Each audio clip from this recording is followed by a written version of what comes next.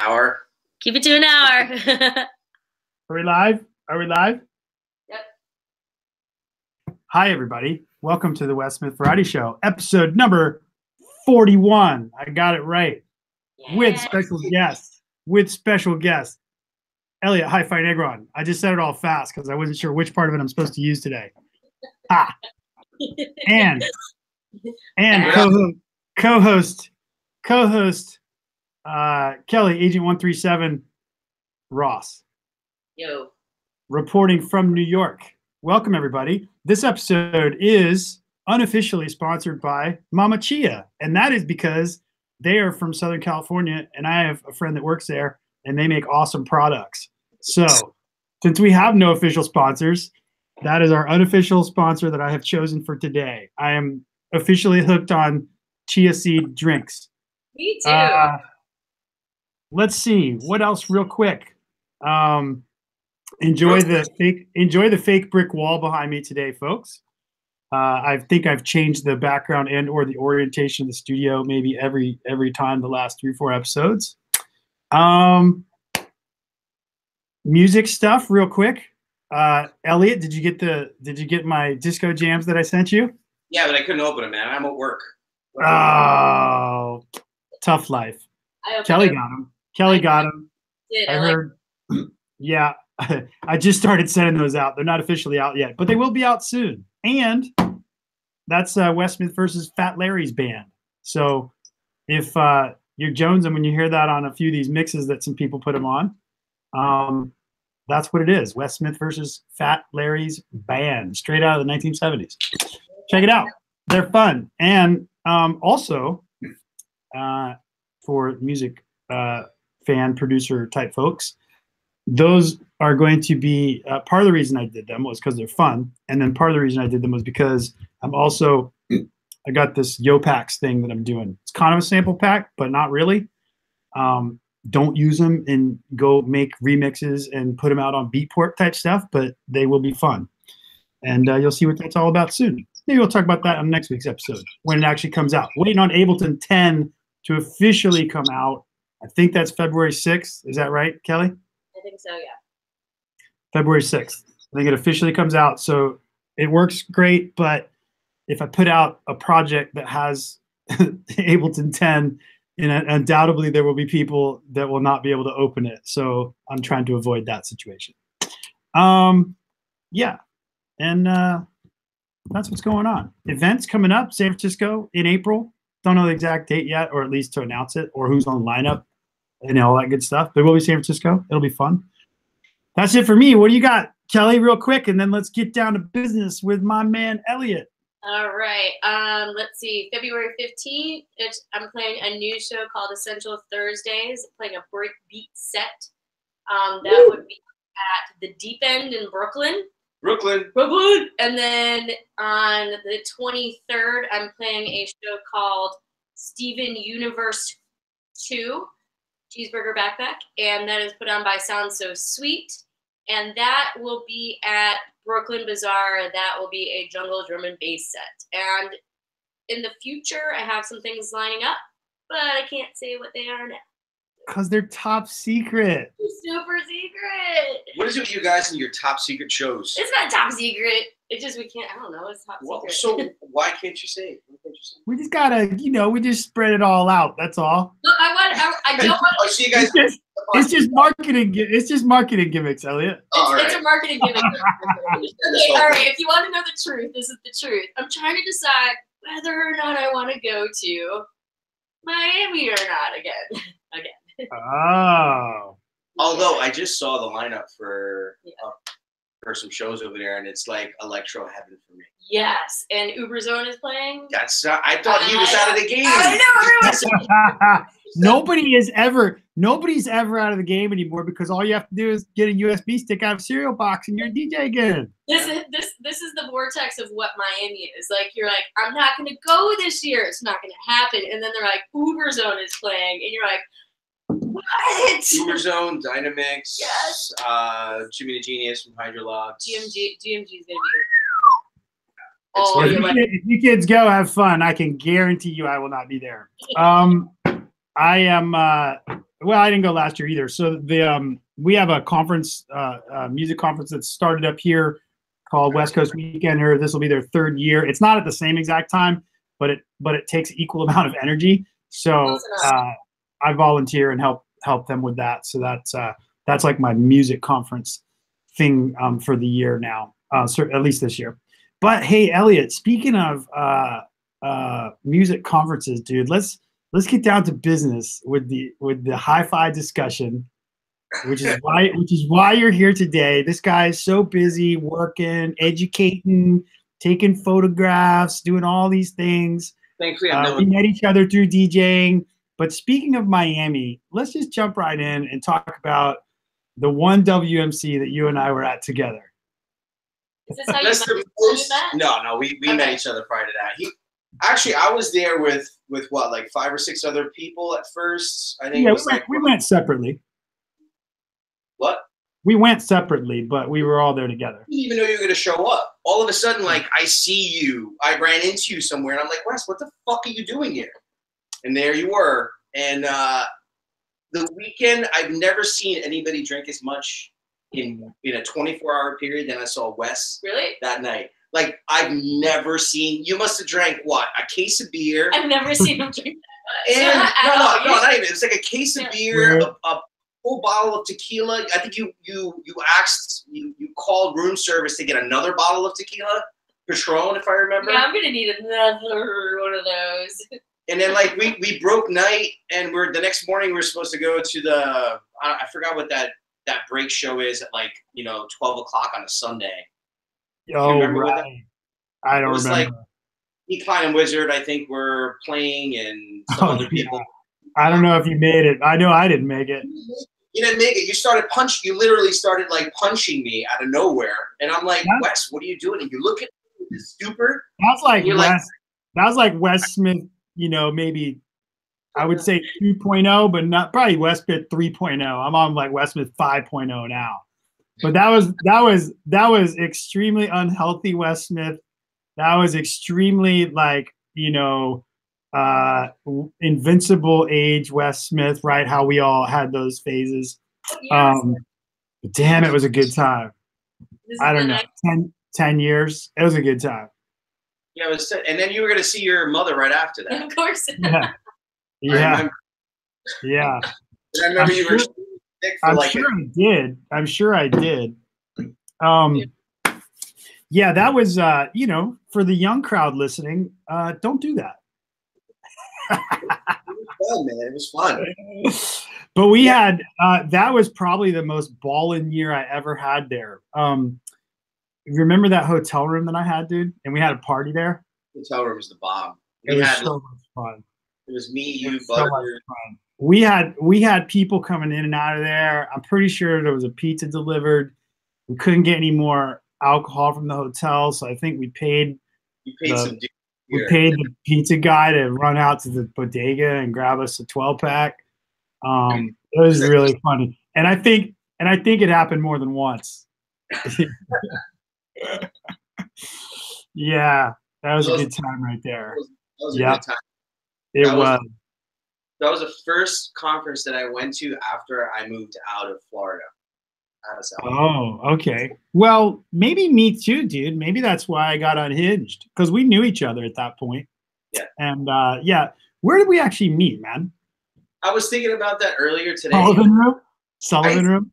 No, it wasn't Sullivan Room. I think you were already doing a party, because I think I remember the first time I met you, you were doing that basement party, where you had, like, DJ Love play once. Oh, down in the basement of that shady place in Lower East Side? Yeah, the Lower East Side. So I think I ended up going to one of your parties there, and I think that was the first time that I met you. You and Jill and oh man, Jill. Yeah, that goes back. Cosmic Jill, yo. I think at that time we were still doing our residency at Sullivan Room. I wonder how much of those days the internet has captured, like if it's still out there. Because I know we were like posting stuff online and all that, but I just don't remember, like, I don't know if the internet was like so intense like it is now, where all everything is there forever. All these pictures are on MySpace. MySpace is. Yeah, we'd be on MySpace, dude. You'd have to type in anything MySpace, and you might find it. Did they kill it? Yeah, they killed it. They, yeah, you don't have any pictures on there. Don't Oh, worry. I thought. Don't worry, you're safe. No, but I still have them. I have the majority of all. So this is a good segue into like the whole. It's not dead. MySpace isn't dead. It's here. I'm looking at it right now. It's like a news and music site. Go into Hi-Fi. Do you still have them? I don't know. Connect with people. Hi-Fi. I don't know. Calvin Harris is on there. It must be important. Must be important. You'll go see all the. It doesn't find anything. If I type in Hi-Fi, it like automatically finds like some boy band called High Five or something. DJ Hi-Fi. It was Hi. It's like HI like dash FI. Yeah. Bro, those things aren't good anymore. But anyway, so the whole thing with photography, like when I started getting into photography, it was really when I was doing I was DJing at Sullivan Room, and we were doing our breakbeat nights every Thursday, and we were working also with Direct Drive. We used to do like drum and bass Direct Drive, and then I think it was called like Hit the Brakes. Yeah. And I don't know if you remember that. And, I do. It was funny. Like all the parties had like were called something. Adrenaline was another one. Breaks or something. Yeah, there was a bunch. There was like 3 or 4 going on at the time. And I used to take pictures, when I wasn't DJing, of everybody else DJing, and put them up on MySpace, with a little point and shoot camera. And then from there, I ended up buying a better camera because I wanted to take better pictures of like, DJs coming in. We got like Tipper and all those.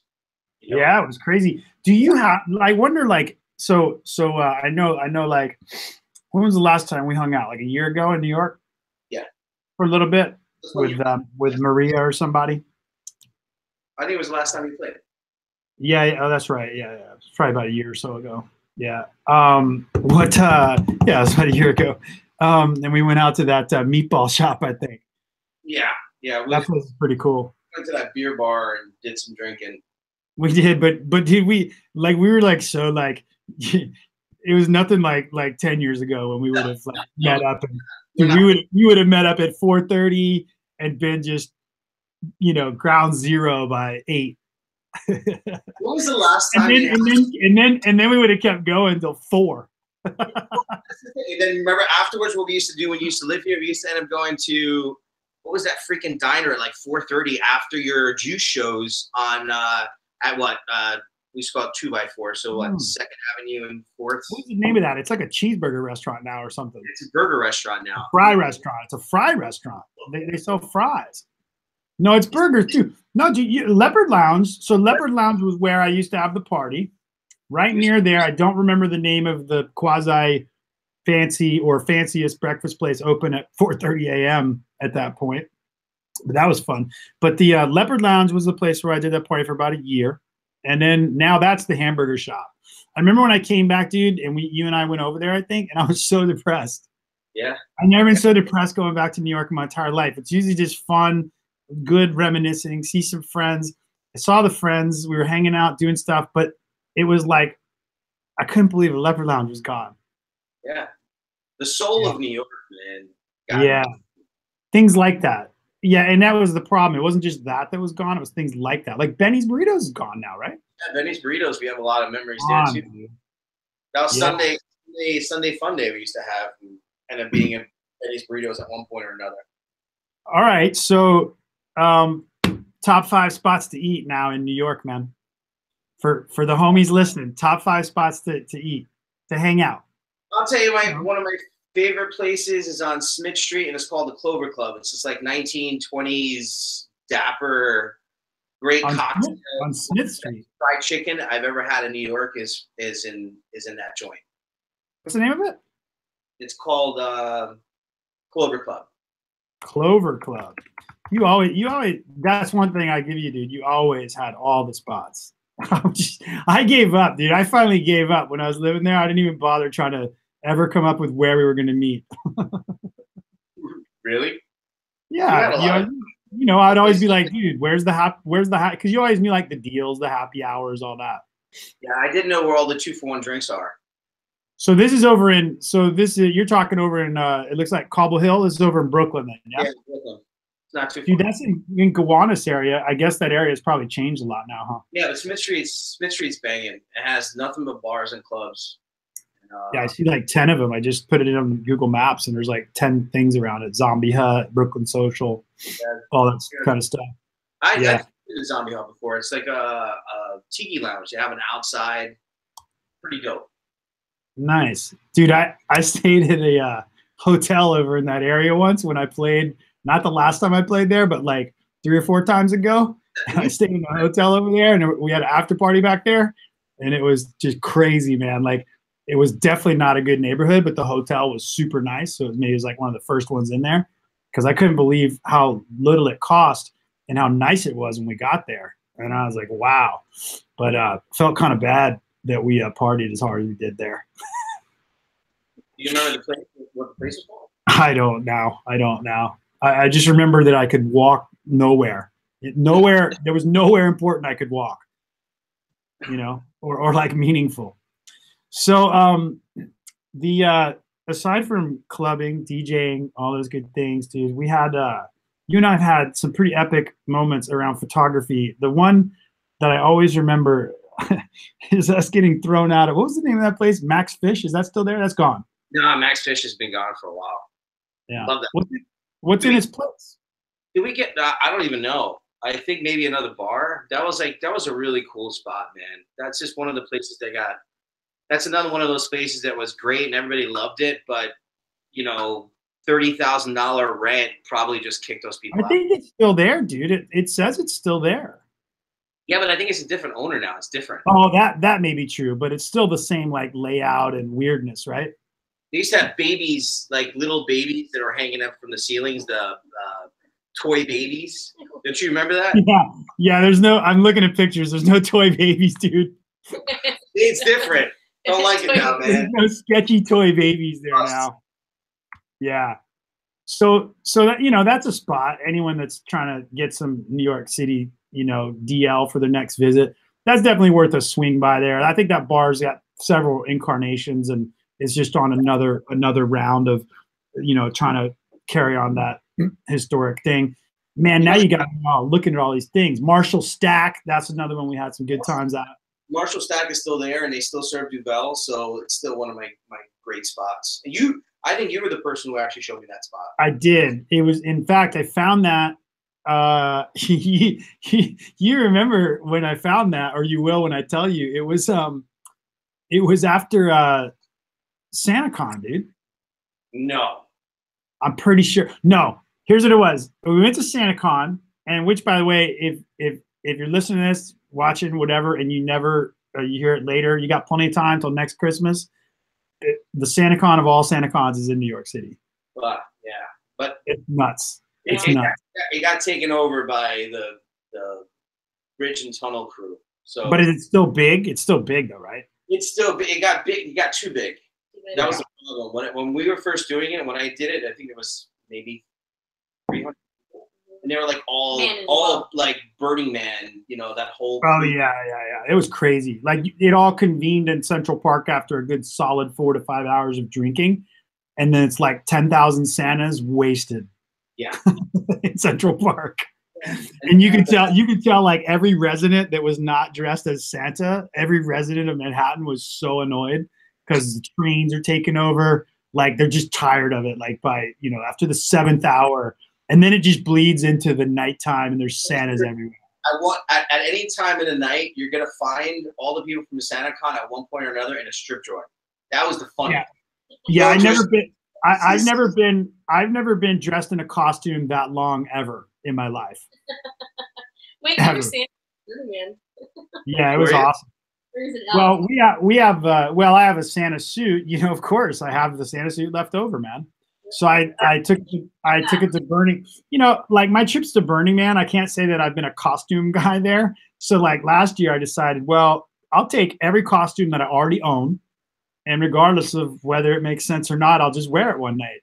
So so I DJ'd every night last time I went, except for one night maybe. And then anyway, so one of the nights I wore Santa outfit. in the desert. It was fun. Yeah, it's a Burning Man, Black Rock City. Yeah, it's in the desert. So, you know, it wasn't hot. In fact, the Santa suit was really warm, so it was kind of sweet. Yeah, it was a little tough riding the bicycle around in the Santa suit. Yeah, I'm sure that was the last time you wore that Santa outfit, though. Sure. My hat got caught in the bike wheel. On the bike wheel. It was a because I had a real long like elf hat thing, you know, and I still have it. And no, it's not the last time I wore it, dude. I wore it. I don't believe you. Actually, did you bring it to like a place to get clean? No.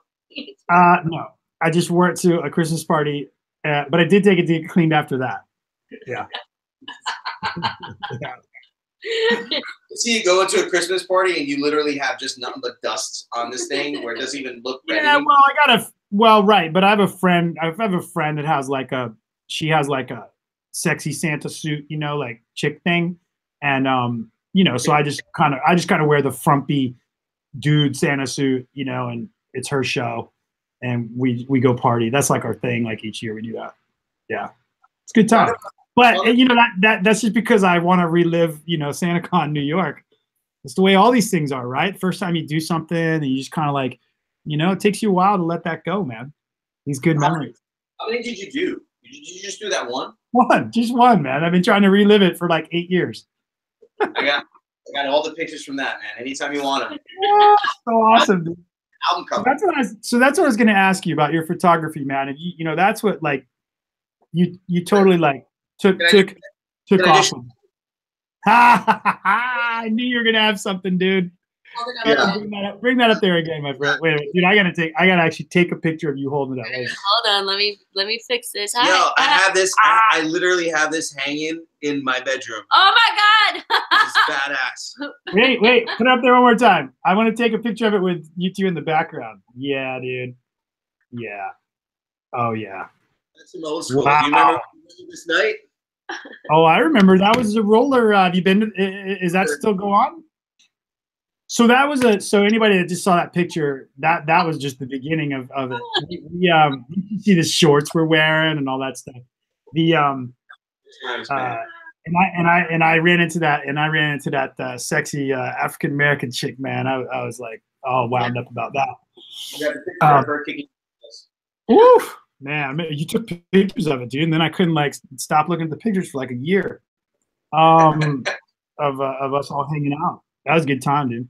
But yeah, we were all roller skating, basically in the basement of some real nice hotel, right? What was the name of that thing called? I forgot which hotel it was, but it was like a really nice hotel in, I think it was Midtown, and the basement they turned into. Well, the basement was like venue. So Erica Badu there actually, in that same hotel where we were for the disco derby. They did like a secret party. I saw her there. That what it was called, the disco derby? It was called Down in Derby. Down in Derby. Yeah, you guys have over there too. I think they started from somewhere in. So Kelly, like Elliot, I don't know how much Elliot's told you, but I guess now that I'm thinking about this, like Elliot and I have had like friends, and especially in the music scene, come and go. And I think Elliot and I have had like, now that I think about it, probably at least 3, maybe 4 like phases of friends that Elliot and I stayed friends through. Yeah. And then they kind of came and went for whatever reason, you know. I don't ever remember really any drama. It was just people got married or, you know, moved away or whatever. And then it's like, there's always this period where like, it's like there was a squad of like 6 or 7. And then there's me and Elliot. And then we find another squad.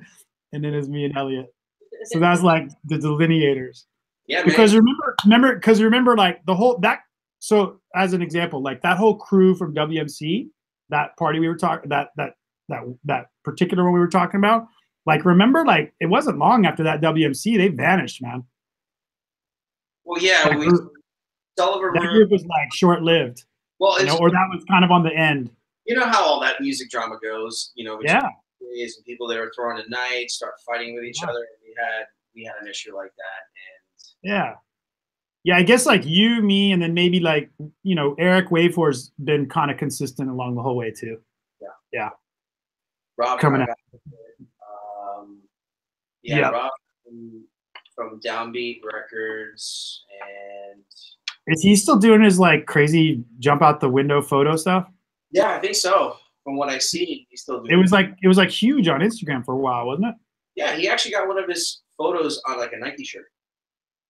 So it's like him hanging off a building, taking a picture where you can see your legs. You ever see those pictures where you're like in New York and he like selling? Hey, speaking of that, now how crazy like is like the whole tech thing?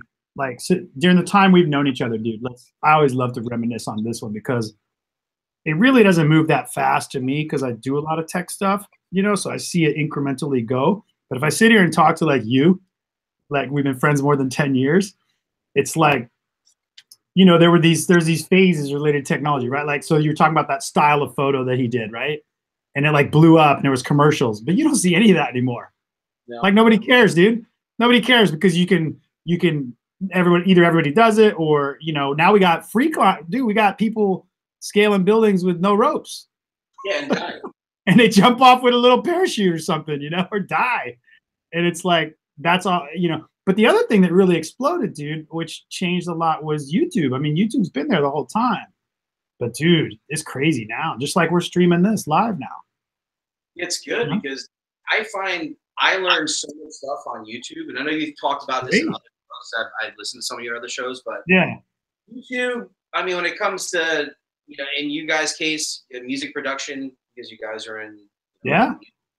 When it comes to me, like the majority of things that I learned in photography were either looking it up on, you know, different websites or looking at videos on YouTube. I learned everything from YouTube. You can learn anything. You put in anything. Like, hey, I want to pick a lock. Just, you know, go on YouTube and you'll figure out how to do it and get in your house and have to pay somebody like $500 to get in. So I think YouTube has been amazing in terms of getting everybody the information that before you either have to pay a shitload of money to do, or you had to like read all these books or get taught by all these people, where now you can just like turn on your computer and go on YouTube. Yeah. And, like, have you I think YouTube's probably going to be here for a while. Yeah. Yeah. I mean, there's just so much information on there, man. I was listening to this debate about it today. It was Joe Rogan and one of his guests from one of his last few episodes of his podcast. Anyway, apparently Google, I guess, had invited a bunch of people to New York to like paid for them to all come together, like some of the big content creators to come there and kind of discuss the censorship issues or not, you know, that kind of stuff. Pretty interesting, you know. What a mess though it is, especially with music and licensing and other people's content. Like now, you know, it's like here's a tech evolution example that I think is nuts, dude. So like probably right around maybe a little before we met each other, you know, Napster came and like the poor kid was like thrown in jail. He's like 21, right? Or 20. Well, for like a day, he's thrown in jail and lost all his money or whatever, you know, that he had made through Napster or whatever it was, you know, and that was like such a big deal, right? And now it's like, and he just created the application basically, right? And so now you've got like, there's 100 apps for your phone, dude, that you can use to just mash up content from wherever you want, licensed or not, and then push it wherever you want. Nobody's pulling it down, you know? How crazy is that in that short period of time, dude? That like, that's how that, you know, because what are you going to do? Put everybody in jail, I guess? I don't know. Like how do you know, I guess that's the problem, right? Is if enough people do it, you can't like, how does that affect you with like photography? You post pictures online. How does that work in the photography world? I haven't gotten into that issue of someone like stealing a photo and using it for other purposes. So I'm nobody to kind of ask that question personally. Yeah. But I've seen that is a big issue, but that's more of an issue like when you're shooting events that have musicians and musicians find your photos and like them and then like put them on Instagram. Like something somebody cares about. And like pop culture. And you can't do that, you know, like it, and just saying you're going to credit somebody for something, you can't, because, you know, it's hard for a photographer to go to a venue and actually shoot those photos. A lot of times they have to ask permission, they get to be in like the pit to do that. So when somebody just grabs it and throws it on like Instagram, but it's really easy to do that. it's really hard to get Instagram or some other websites to like pull it down, especially if you're like a big time artist. Even if it's Yeah. Well, it's kind of like, I mean, because I was gonna say I usually take it with watermark, post it. I mean, I've definitely heard of some really famous people, you know, like trying to get something taken down. It's usually because it's, you know, sexually explicit or something like that they don't feel compliments their image, right? And fair enough. But so I guess there are ways to, you know, pay some agencies to go to all these content, you know, systems and give cease and desist and take stuff down. But you're talking a lot of money to do that too. So on average, like you said, unless it's maybe a famous artist, but it's kind of a bummer, right? If the photographer, because how do photographers get paid for that kind of stuff? Is it always for hire, or is it sometimes they just doing it for free, but they get the use of the pictures, or how does that work? Because it's their pictures. You know, like if you get to go into, especially if you get to go into the pit, and I'm not talking about somebody that's just hanging out in the crowd and just taking a photo, but if like you get in, right, you're taking those photos because you're gonna like with a photo pass, you know, proper camera. Photo pass. A lot of times you want to sell them to the artist. You know, like taking these great photos and you show it to them, and they want to, you know, they want to buy them, or you want to make some like merchandise from them because they are your photo. You could sell them. You can. Okay. As the photographer, if you had a accredited, you know, an accredited or whatever you call it, you know, photo pass for that event, then generally is that how that works? That they may not pay you to come to the event, but you're able to use the photos you take. Yeah. That's interesting. You think like that's what's the criteria? What's the criteria for getting a photo pass? Like, what's the difficult? How does that? Sometimes you just gotta know somebody who knows somebody. Yeah. From a magazine or, you know, some web-based something. Yeah. The press pass, I guess, is what that kind of is. Just call up and ask. A lot of photographers kind of lie and get themselves like these photo passes or like fake it and get in there and get, you know, they're able to get all these like great photos and whatnot. And a lot of times too, those you just put it towards your like repertoire of like all your different photos, so you get hired by other bands and whatnot. Like, look at this photo I just took of, you know, whoever this big guy is. Yeah. Huh. Do you know anybody that's you know, like, well, do you know anybody that's a professional photographer, like full time? It's all they do. I know some people who did it, and they actually like shot the president and shit. Worked for. They starved to death, and now they don't do it anymore. Now doing other stuff, but yeah, other yeah, I do actually have some photographer friends of mine that do it for a living, but they're doing more like, you know, they're shooting weddings, you know, 3 or 4 weddings a weekend. They're making a bank amount of money. That's good. I think that's good money. I mean, that's just like if you DJ. I DJ'd one wedding in my life. It was really good money, but I just couldn't do it anymore. But if you go after that as a business, it's definitely lucrative. That's where to go, man. You know, like it's not even just you shooting it. You end up getting a couple photographers. Like I was a second photographer. So if you just get some really good photographers to work for you. Yeah. You know, once you know they're all right, you put them off to do this event, to shoot a wedding. And, you know, you're getting paid anywhere from $3,000 to $5,000 for this wedding. You give him you pocket the rest. I mean, I guess that's even, you know, to the couple getting married, I guess it's way more important even than the DJ, because that's like going to be their shit for life or whatever, right? Yeah, yeah. That's why they say 50% chance that's their shit for life. 50%. I think it's a little less than that, actually. Yeah, I think some of those stats are kind of bullshit, but I've heard people say that's not really true because maybe they can get skewed by including people that are serial divorcees, 3-4 marriages, whatever. Yeah. Hey, speaking of presidential things, did you guys were you white knuckling it last night watching the State of the Union address? I didn't watch shit. No. Who watches TV anymore, dude? Up early for the food. Yeah, I had some other shit to do last night. What the hell was I doing last night? Yo, dude, yeah, you know, I had to like clean the sink. And I literally had a appointment, and then I went out drinking, and then I came home. I even forgot that he came on until like 12 o'clock at night. By that time, it was over. I listened to it.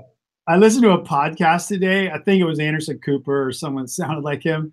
I mean, dude, all it was like 10 people like shouting at each other, and poor Anderson trying to like sort them out, moderate. But I realized it was from yesterday during the day. I guess they were doing some quasi live coverage or whatever, and then they had republished it as a podcast. I guess it came today, and it was just funny because I was thinking to myself, it was just like background noise while I was doing, rearranging stuff in here today. And I was like, man, I'm glad I didn't take time to watch that last night. Like how disappointed I would have been if I had a 6-pack or something and I was all stoked, got my Apple TV out with my YouTube rocking. Yeah. And I was like, what is this garbage? State of the Union, baby. Yeah. Were there any walkouts? That's the only thing I thought would have been interesting. Were there any walkouts? Like there was hearsay that in this case, Democrat Party may have some people that, walk out. Yeah, but did you happen to? I'm sorry. Did you happen to see the video someone took of the reactions? Yeah, that was. Is it like one of those epilogue, those like compilations of all the reactions? It's like, dude, I gotta go find it.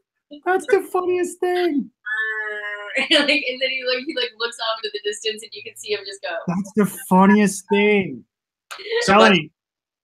Kelly, there's absolutely no comparison between any of us here and the Orange Man, except your hair is kind of approaching, approaching Donald. It's approaching the Trump wave. Man with no hair. That was mean. How about that orange? Look at those beers? That's sweet. I'm here. Beers. What are you drinking? We're gonna take it. I'm not gonna leave, but we're gonna take an intermission for another unofficial sponsor. You guys, looks like you have Lagunitas. You're watching way too much Rogan, man. No, you don't get what I was about to say, because I think that shit is so annoying when they have these sponsored things, like in the middle, they'll be like, we'll be right back. We have a 5-minute break. We have to do our sponsors. I just think it's so annoying, dude. Do you remember Howard Stern when he first came on? Snapple was his sponsor. Yes, so every half an hour he would be like, was it really? About to Snapple, but if it wasn't for Snapple, we would not have Howard Stern. Yeah, could be. I mean, I've got no problem with sponsors. I'll take them. That's why every now and then. But all I'm saying is and Kelly can tell you, because not only is this Health Aid Kombucha in 10 of our episodes, but specifically the ginger lemon. So get it together, Health Aid Kombucha people. You should have someone write them. Throw us some dough. We'll sell 3 bottles for you. Can I just do the 2-hearted ale? So maybe I'll get some free beer and some. I love it, dude. I love it. Actually, met the Delineators rep in San Francisco. Did you? You know what? So here's something I don't understand about the ad placement. And now I understand they have a marketing message that they would like the podcaster to read, for example, right? But if you've ever listened to Joe's stuff recently, I'm not even sure he cares. He must just have a bunch of people trying to, get his 18 million listeners or whatever, because he'll start reading the script and he'll be like, this is stupid. This doesn't sound like something I would say. And then he'll just be like, look, I don't know what he's actually doing because I'm not watching the video, but if you've heard him, it's pretty funny. He'll act like he's throwing it aside and be like, this is bullshit. Fold it up, throw it away. He's like, look, I'm telling you, they're nice watches. Go buy one. So my point is, when you think about it, really, if we were actually sponsored by, whatever, Mama Chia or Health Aid Kombucha, would it really be any different if we stopped and did a proper 1-minute, read the script versus just hanging out, drinking it the whole time? Do that and just bringing up, hey, this is good shit. I think it would be better that way. All right, sponsorship 3 minutes and 20 seconds is over. So can I ask you a question? So, what's that? Let me ask you a question. Actually, I have multiple questions. One of which is, no, I do not wear underwear. Well, I was gonna talk about something you do wear because I see that's another Yoda shirt, and it seems like every podcast I see you with some sort of version of that Yoda shirt. Oh, this one? Yeah. No, you know, it might just be because sometimes I'm Killing the Force. here. Sometimes I'm here. Always wears the shirt. It it's not a different. It's just you see his head sometimes his eyes. Hey. So do you wear anything underneath? Like you could be completely butt ass naked, and no. Yeah, I'm wearing is a t-shirt right now, folks. Are you free balling? Yeah, we don't wear pants at Yeah. It's It a feels thing. great. You know what? So last year, maybe around this time, I don't know, it's probably a year ago. I remember sending Kelly a text message, and I was like, "Oh my God, I got a pair of pants. They're my favorite pants in the whole entire world. I'm never wearing anything else." And she remembered, and I'm wearing those right now. In fact, there's two things. There's two things I've done this with, and I want to know if you've done this with anything. I have some shoes, and I have some pants, particular kind of pants or particular kind of shoes. And I loved them so much, and I was so concerned that they would stop making them that I bought extra pairs. 17. You have 17 pairs? No, not of the same shoe. I have 2 of the shoes and 2 of the pants. Same exact color, style, size, everything. I think everybody's done that, man. Once you find something that like fits you right and feels good, man, just like load them up. Yeah, but we both got camo pants at the same time. So every time we went to a place, we were both wearing You were both wearing them? And I'm wearing them now. They're comfy, So, man. yeah. What time is it there for y'all? Oh, shoot. It's approaching 9 o'clock for you all, huh? Yeah, what time is it over there? So how come you never, let's see, what other interesting things have we done, man? This is like us sitting at the bar. For anybody listening or watching this is like one of my oldest, this is like one of my longest, it's like one of my longest, Elliot is one of my longest term, like happy hour, hang out, do things, homies. There's 7 people looking right now. Have you ever explained to your viewers like what's up with those sideburns? I don't even know what's up with them. How long have you had the sideburns? How long? Have I had them ever since you knew me, Elliot? Yeah. You don't remember? Like, just to tell everybody out there, the majority of bars, dive bars you're going to walk into in New York that are still there, that when Wes was here, I promise you those sideburns stickers are going to be somewhere in that bathroom. Yeah. Oh, yeah. That's probably true. And I'm on like the 4th version of them, you know. They're still pretty fly. You know, like sideburns. It is funny though. That's the latest.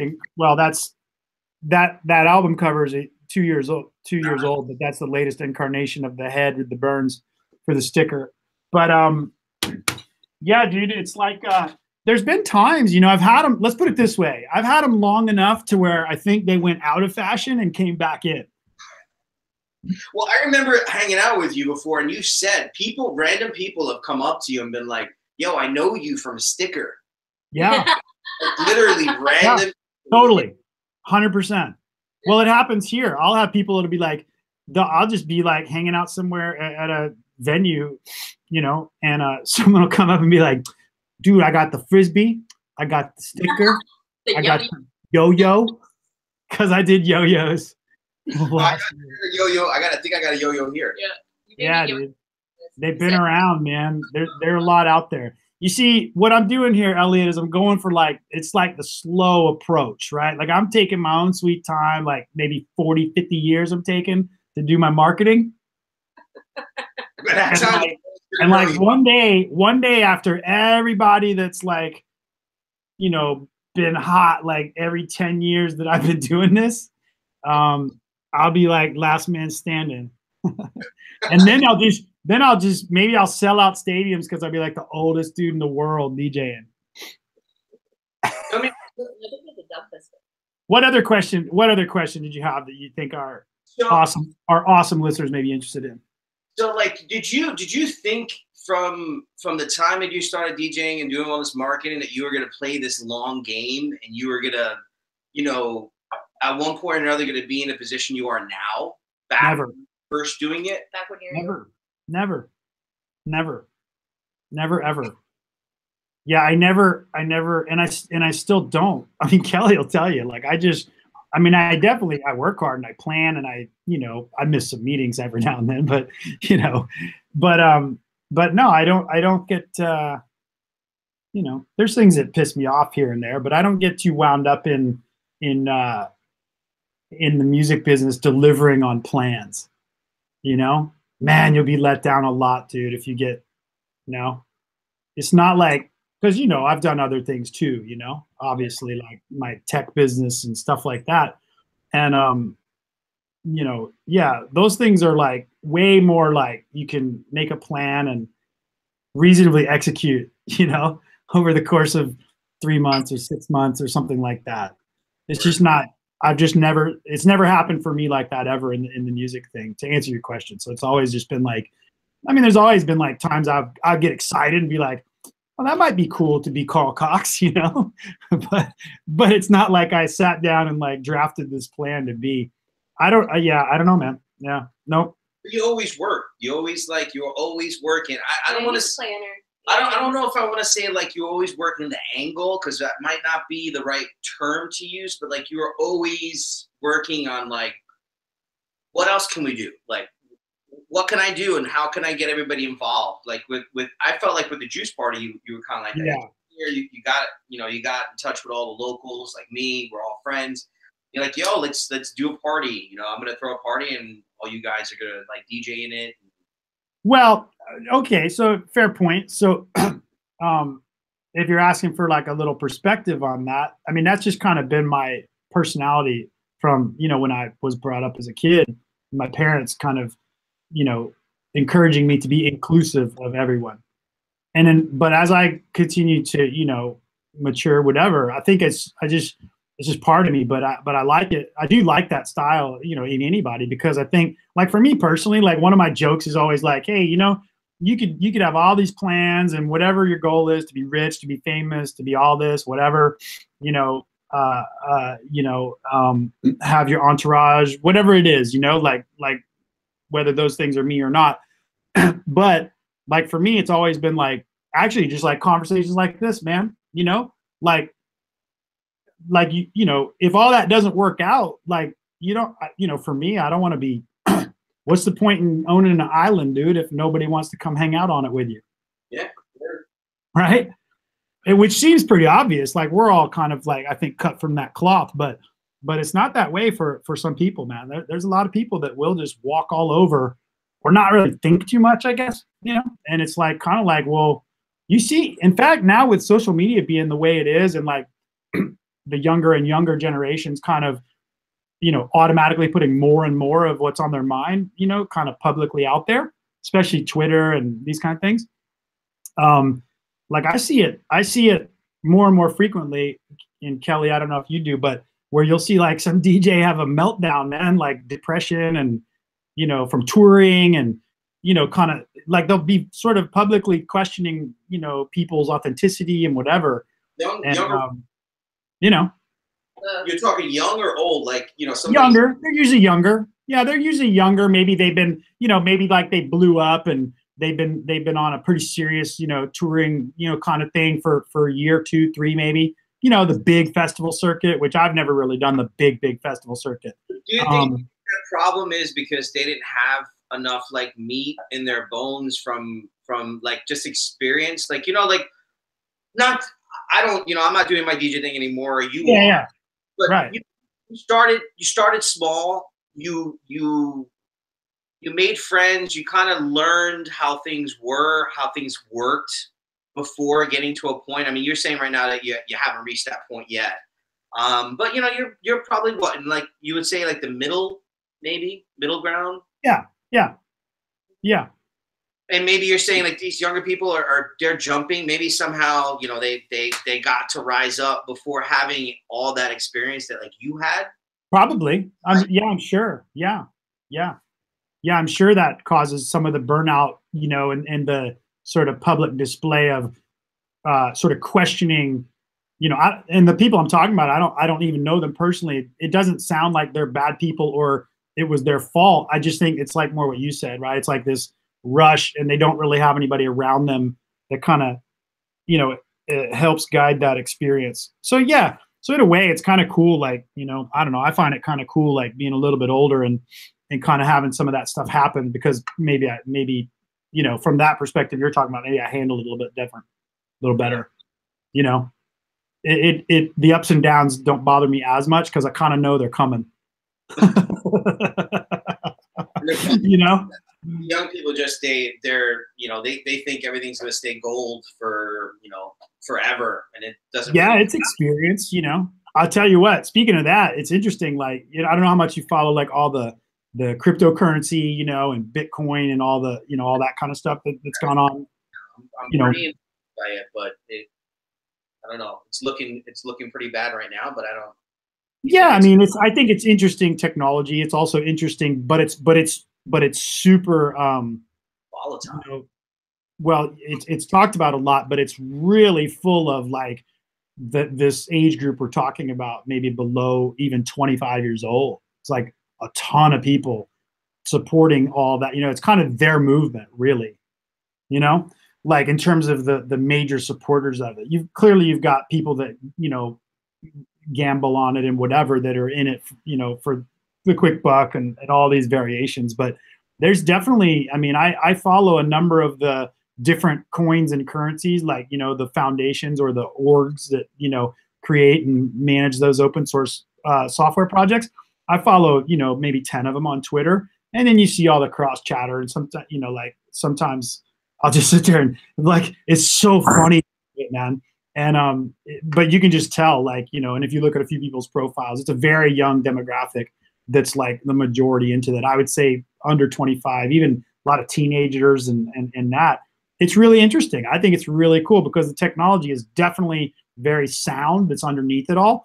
I think none of us would probably disagree that one day, or even kind of already, like you know, the debit card is like, right? Like, who uses cash? Like, how often do you really have a wad of cash in your pocket? You know?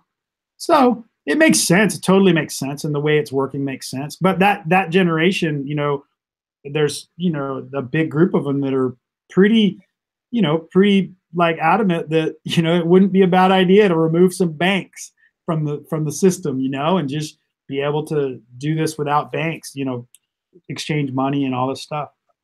Do you honestly think it's that particular type of monetary thing is gonna stay on some sort of plateau where you're gonna be able to shift around money and not worry that, you know, today it's $100 and tomorrow it's only gonna be $1? Well, that's a problem. That volatility is a problem, sure. But I do think the fundamental way that technology works with the you know, cryptographic element to it, which is what helps to eliminate, for example, the bank, the trusted party. Yeah, that it's here to stay for sure. The technology and the math and science behind the way it works is definitely here to stay. You know, but you're right. It's gonna, you know, to be, you know, for your debit card to be, you know, based on Bitcoin or whatever, that's gonna have to, it's got to stabilize, right?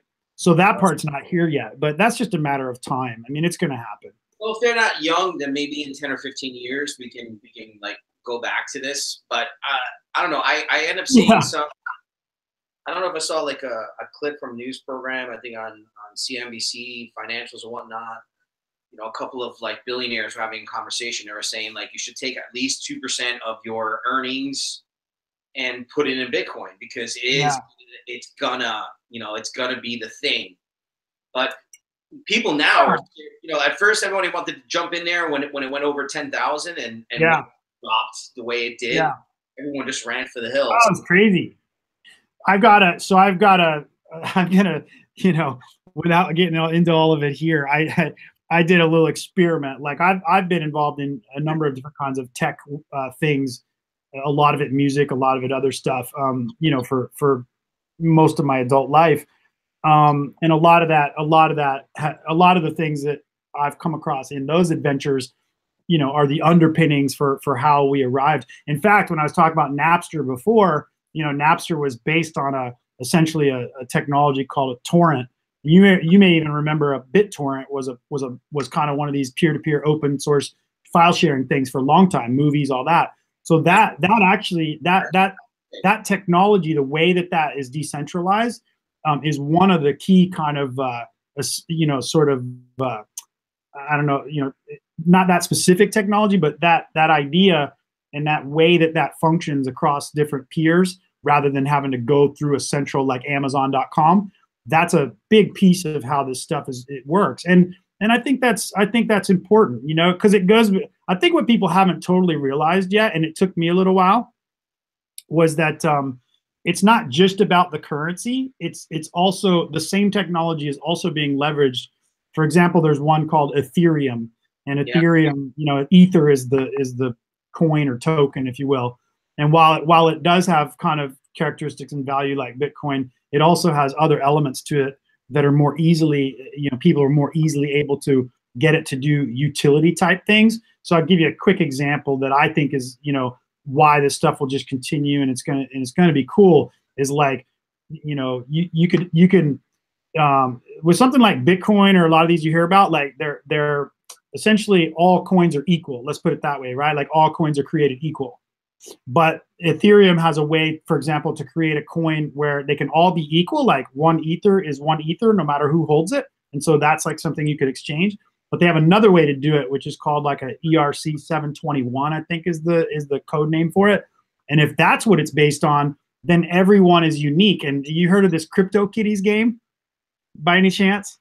So instead of just trading coins, like Bitcoin or that kind of style, essentially they created these unique images of like cartoon kittens, and those are essentially the token, right? Because it's all digital, so you can make whatever you want represent the token, right?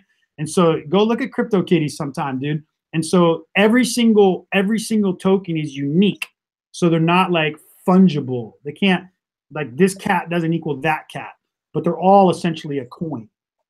It's pretty interesting. So that seems crazy, like just a game. But here's a good. I'll give you one good example. Would be like property, right?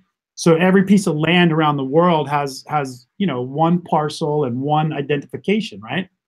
So that would be a great example for something that could be using that kind of technology, and then you wouldn't have to run down to the county courthouse, to find out what your parcel number is. Right? You'd have digital tracking of that. It's interesting. You're going to hear more about it throughout our life. That's for sure. Oh, show. Anyway, my point was, my summary to you is going to be, so what I did, because I was really interested in it when I kind of learned about it, I actually got hacked and ransom was requested in Bitcoin. Ransomware. Ah! Yeah, I got ransomware, and that was when I was like, this is awesome. What is this criminal shit? It was a Windows PC, by the way, not my Macs. Anyway, it was a virtual machine. But anyway, so that was when I started to learn about it. Yeah, and that was last year. So then I after a while, I'm watching all the stuff, and I had a little money to gamble. I thought, you know what, I'll do this for 90 days. I'm going to take a real like scientific approach, a couple different ways to put some money on it, and I made some money on it. I'm going to write a 90 days in crypto article soon. I'll write it and publish it. I'll send it to you. Wait, back up. What the hell happened with the ransomware? You can't just blow over that. Did you pay the guy or? No. I didn't lose any data. Because I have everything backed up and stuff. So I just was like, whatever. I just deleted the virtual machine and started over. How the hell did you? How did that happen? Yeah, what did they hold ransom? Just got hacked. What they do? Well, there's many ways it can be done. But the really popular one last year was they have code names for all of them, but the strains of them, if you will. But this Krypton 27 was like the code name for this one. And basically what it does is it's a hard disk lock. So when you go to boot that machine up, it just gives you a screen instead of the normal booting that you would see. It just gives you a screen which disables everything. You can't do anything. And the screen just says, how'd you even get? What's that? How did you even get the malware though? Oh, because that virtual machine I don't really protect.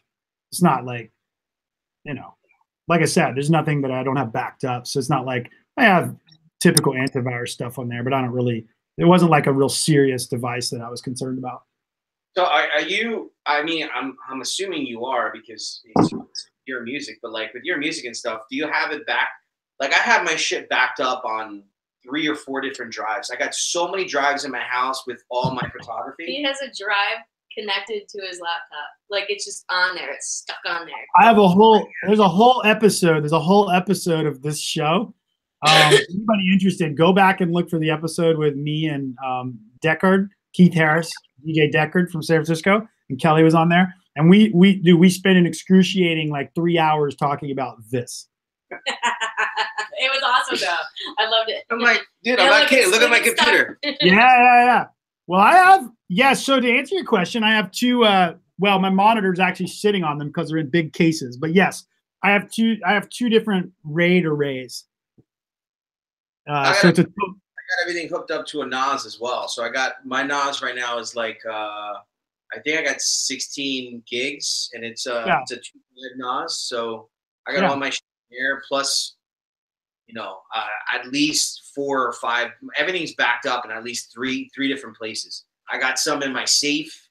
Yeah. So I'm looking at. So I have these like devices. They're like swappable drives. Yeah, so I have it too.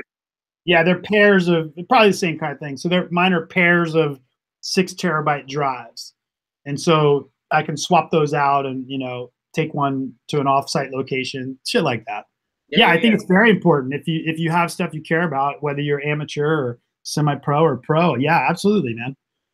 I would say this: there's no, you know, if you lose all your shit from something like that and you had no backups, I mean, I don't know what to tell you, man. Like it's been talked about so much by so many people. Yeah. Like, and on that episode we did, like, we even talked about like super affordable solutions, you know, $100, you know, doesn't have to be $1,000, you know, solution like we might have for something over larger volume and larger period of time. What are you talking about? Like just a regular, like a WD drive, like a Western Digital. Yeah. Yeah, they're all pretty basic drives. It's just the housing that they're in, and you know, like the ones we have are just in a housing that lets you configure a RAID where drives replicate each other and different advanced things. Those start to cost more. But a good old-fashioned external, like I saw stuck to your laptop, you know, shit, you can get a 3 terabyte drive nowadays for like $100. Yeah, probably. $150. Or go find one on eBay or something. It's not like, you know, they're not bad. It's just, you know, you'll know when it goes bad because it'll die. Have any die on you? Yeah, I've had plenty. Yeah, I've had plenty die. Knock on wood, I've not had any. You know, people keep talking about, oh, you know, it's not going to last, not going to last. And granted, I do get a lot of drives, like in my lifetime, I've bought so many. So I take some like I take them out of commission, but I gotta say, I haven't had any drives on me like get corrupted to the point where they die. I've had the Lacey, I think that's how you pronounce it, the brand I have used for quite a long time. Once I went to the RAID configs, I've used those for a long time. I've had maybe 2 out of a 6, at least 5-year history of using them. I've probably had 2 individual drives die for some reason. Yeah, but you know, it happens. You know, it's not like swappable that you were able to they were rated, so you were able to just put a new one in and get all your. Yeah. So it's like the way I pair mine out. I have like one set that's the operational, where all the working files that I'm using and making music and all that stuff and a little bit of video work, like that's all those operational ones. So if one of those dies, I can just take the one out, you know, get the new drive or get that repaired, buy a refurb and pop it back in. And you don't skip a beat. Yeah, as soon as you get the new drive and put it back in, as soon as you get the new spare and put it back in, it just starts replicating. Yeah. But we keep a lot in G drive too. So what's that? I mean, most of the juice stuff is in G drive. I mean, maybe not your music. Yeah, but that's just for sharing. Yeah, I mean, that's all backed up in the same way. Yeah, it's there, you know. Right, but it's all backed up in the same way. I don't use Dropbox, G Drive, or any of that shit as a backup ever. That's kind of good to ask this question. Like, what do you think about the whole iCloud, shit? I still get kind of weirded out by putting shit on iCloud. Like, dude, it's like, I don't know, man. Like which part freaks you out? The fact that all of our shit's out there? Yeah, I don't know. Something just feels off. Like I like to have it in my hand. Like I want you're it. Gonna get some ransom for it? You think somebody's? No, I don't know. It's just No, I agree. I don't even know where to start with that one, man. Well, how do you? I mean, you have. I use them. I mean, I use them, but like I said, like when Kelly, mentioned it, I use them for collaboration with people and whatnot. But all that stuff I have backed up the same exact way I have everything that's local audio type stuff. I back up everything, dude. Whether it's in G because of different things I work on. I've got Google Drive, I've got iCloud stuff, I've got Dropbox stuff, I've even got OneDrive shit from Microsoft, right? So it's like I just map them all and back them all up the same as everything else. Make sure I have it all. Yeah. Yeah, because you never know. Your mom goes and deletes your financial planning document. I like Dropbox because when I was in San Francisco, the Fault Line that we played first years ago, I dropped my laptop in the middle of that trip, and I had to play in Seattle. You dropped your laptop? Yeah, and it was done. Yeah, done. So having something like Dropbox where I can go in there and make USBs or whatever if I had to, because Seattle was kind of a disaster. I mean, we pulled it out, but. So let me ask you a question. When you're dealing with, like, if you're bringing your laptop for a show, do you actually have all your music in your laptop? Because normally I try not to save too much on my laptop and deal with either having drives or having a hard drive that I plug in. Yeah. Well, I mean, now everything's in Dropbox because of that situation. But before I had everything on my laptop and I was still preparing like what I wanted to play in Seattle.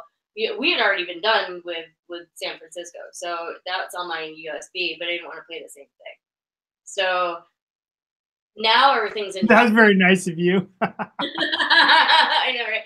So now I have Dropbox because if I go someplace and something like that happens again. No, that makes sense, yeah. My laptop right now, like I have a desktop too right now. My laptop, I would say I bring, it's kind of like, it's just a really expensive way to have something to do on a plane, and listen to music on a plane. And I really don't need a Mac for that because I have it at home. Yeah. So I just get like 250 gigs on. Kelly, do you still have do you have two computers or just one? I have my desktop at home. You do? Yeah. Yeah. I used to be the same, and then I just switched at the end of last year. So I got one of the new MacBook Pros. Yeah. The now super fast ones. Yeah, there was a lot of complaints about those, huh? I love mine. I love mine. This backup and just get a TV monitor and. That's all I have now. Yeah, that's all I have. That's all I have now. I sold the iMac. The iMac, I had one of the Retina, 5K ones. It was awesome for a couple of years. Great computer. If you don't really need them to be mobile, great computer. But as you know, Kelly, we talked quite a bit about syncing and stuff in different episodes as well when the questions came up. And I just got tired of doing some of that. I mean, it's possible to do it, but if you can have a laptop that's fast enough to do everything you want to do, it's fine. So this whole program, and I erased all my. Yes, I thought everything. So by accident. Yeah. Just configuration thing. Yeah, just erase. Note to anybody. I was like, oh well. I mean, the other thing we forget to do. The other thing we forget to do on here, which I'm totally kidding about, is like you hear a lot of podcasts when they start and they have like a disclaimer, it's not financial advice, it's not this, it's not that, it's not anything. I'm thinking to myself, if you start listening to the Wes Smith Variety Show and you think there's going to be anything said here that you should actually go and do, I'm not sure any disclaimer would help.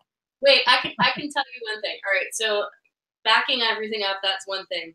But one of my hugest pet peeves that I hear of people doing is that they get like all their equipment or their computer stolen. because they put it in the back of a car. It's always in the trunk. It's always in the trunk or always in the Yeah.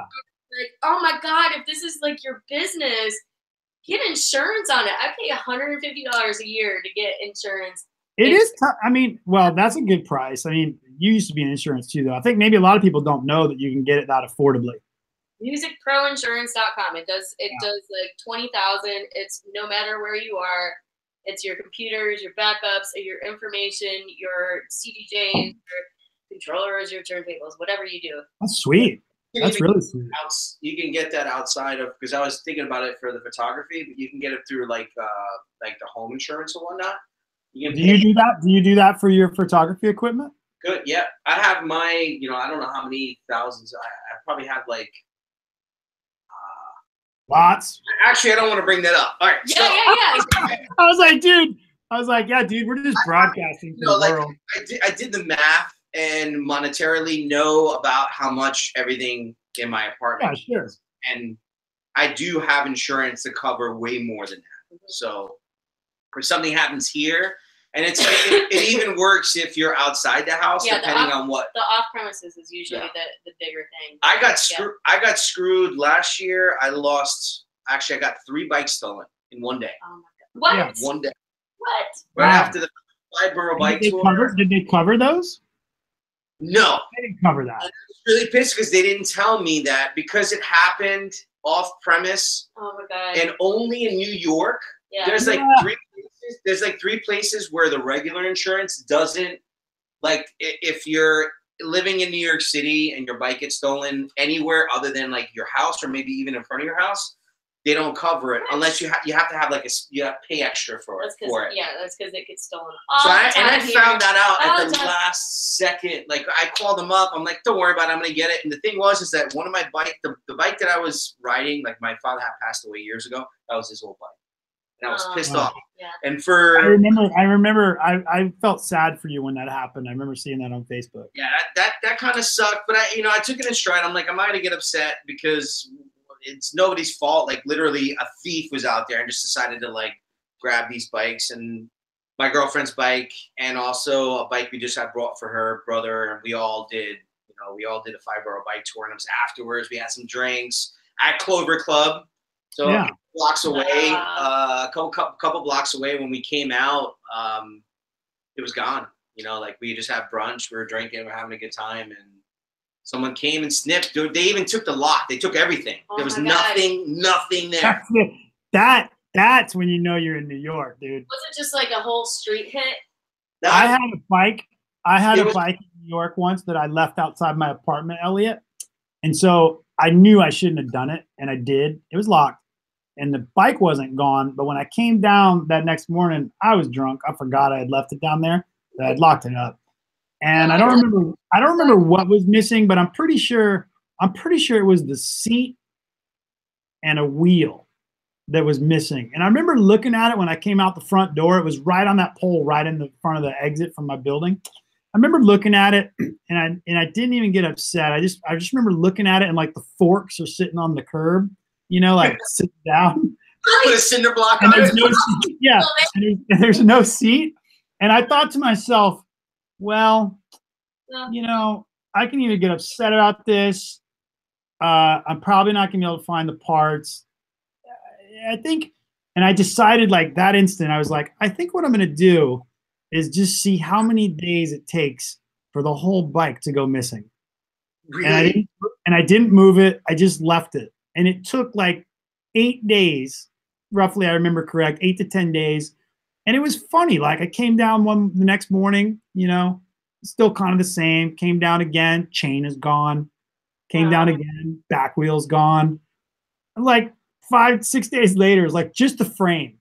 And I thought, that's pretty neat, man. Like, handlebars, bearing sets, cranks, all gone. Just the fucking frame sitting there, locked to the post. I'm thinking they're done. No. Then I come down one day, the lock is hanging there with the piece of the frame that it was through. Like, that bike had like a curved top and then one of those double small bars. I had hooked it through there and around the post. They had cut the tubes and left just the piece that the lock was on. Wow. I just left it there, and I think eventually the city came and cut the lock off and took it. Oh my God. But you got to do that. Like when that happens, I mean, I've been living in New York, back in New York now for 18 or 19 years, and I've never had a bike stolen. And I had 3 bikes stolen in one day. But I thought of it. I went all this time without getting anything stolen. Like I've never gotten anything stolen from here. Yeah. I've left shit somewhere, come back, and it's been gone. But I don't really kind of call that somebody kind of stole it, because I kind of just left it somewhere. Yeah. But like literally steal it like a bike, like literally cut the lock. It's never happened.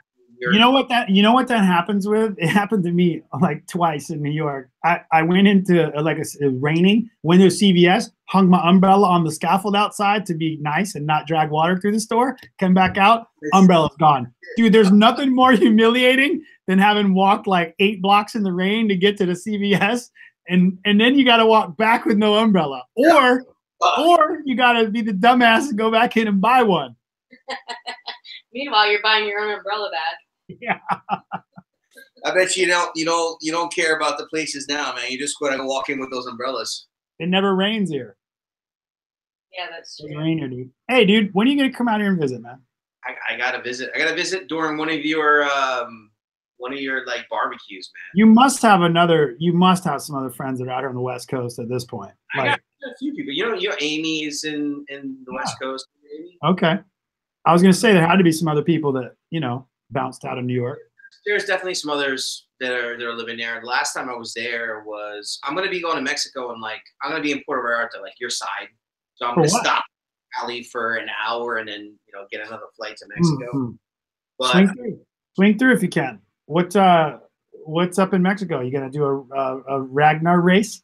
Nah, but I was gonna bring that up. So funny thing, like we partied and we did our music thing, we were DJs, but you're the reason why I know like Austin and me became like best friends. And oh right. But I was running, and we had a mutual friend, Paul, and Paul was also a runner. And Wes was doing this Ragnar relay race. You know anything about Ragnar? So it's a 200-mile relay race for anybody who doesn't know. They do it everywhere. They do it in the United States, and I think they do it also overseas. And he asked, "It's like, hey, dude, you wanna do this like 200-mile relay race?" I'm like, "What fucking 200-mile relay race?" Like, no, man, it's gonna be like 12 of us. It's gonna be like two vans. You gotta pay like it's like $125, $150. I forgot how much it was at that time. That much. If you had the 12 people, and I was like, yeah, sure. So me, Paul. We went and we met Wes. And Wes, you were doing it at that time, what, like 2 or 3 years you were doing it? I had done a bunch of them, yeah. And that's how I met, like, when I met Maria, Coach. Yeah, Maria and Daniel, they're married now. Yeah, they got married. Yeah. Crazy. So we did this thing, and it was it was in New York. It was by Westchester. What was it? From Woodstock down to Westchester. So it was you never say the name right. Arredondo. I don't remember that wooded area that we ran through. You never say that. But it was awesome. It was beautiful. I think we were at 25 or 26 hours it took us to finish it. Oh, wow. Yeah, those are fun, man. Oh, yeah, that takes you to no, it was longer than that, dude. It takes like 2 days, man. I don't think so. No, it didn't take 2 days. All together, it was about 26 hours that we finished ours. And then the part I remember after all that was we come back into the city, and then you and I jump out of the van and go to that ghetto McDonald's in Midtown. We did with my blown knee. I had blown it. Yeah, I went in the bathroom and there's like a needle in the toilet, and I'm like, oh, lovely. I had to go to the bathroom. I had to go to the bathroom so bad, and I told Elliot, dude, you don't even know, like. You got to go, and you look down and there's like a needle in the toilet, and you're thinking to yourself, dude, how do I do this? What you got to do, man? The needle's not going to come up and like freaking, stab your penis. It's not going to bite you. It gets close. It gets close. So I took a bunch of toilet paper. I took a bunch of toilet paper and like patted the bowl with it.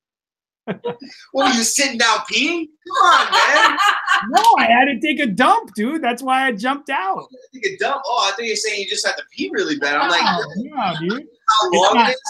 No, it's not that. It's not that long, dude. It's not that long. Oh God. Anyway.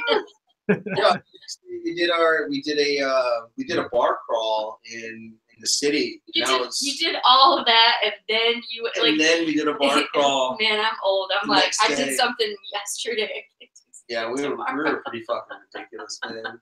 Back in those. Oh yeah, that thing's it's definitely one of those deals where you go beyond tired, and then you're just like, yeah. We were living off Whoppers. I was going to say too about Whoppers, donuts. I mean, Yeah. that's you have to get.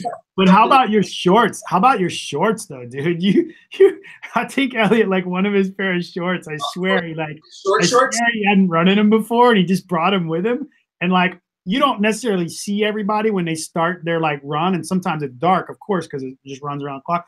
And I'm sitting there waiting and I see Elliot running down the street in these super short, like running onion skin shorts, and I'm just like, nice work, dude. Nice work.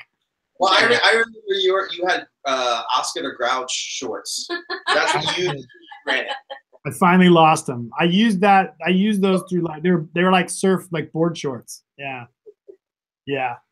No, we had good times then.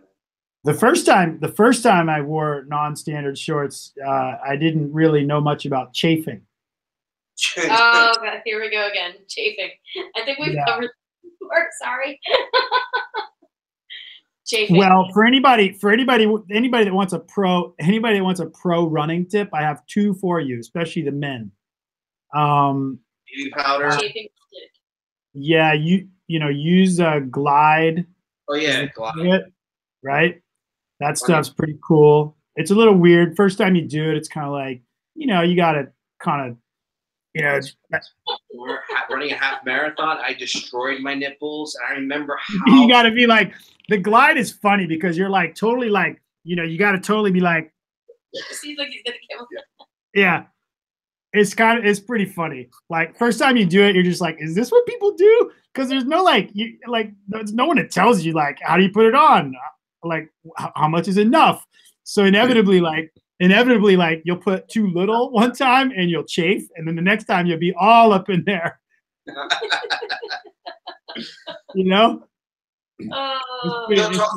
about the running. Sponsored by Glide. Sorry. Guess what I don't know why I fucking did this, but guess what I signed up for today? New York Marathon. Half marathon. Brooklyn half. Nice, Brooklyn half. Brooklyn half. I'm out of shape. I've been going through so much like shit, medical stuff, this and that. Haven't been in the gym in a while, but that second registration opened up and I saw it and I'm like, you know what? Yeah. I'm gonna do it. I got 4 months, but it's like 4 calling. months. When is that race? May 19th. Ooh, maybe I'll check it out, see if it's still available. Maybe I'll swoop in and go run it with you. It's not available for like it. That shit sells out in like a half an hour. Yeah. I figured it was.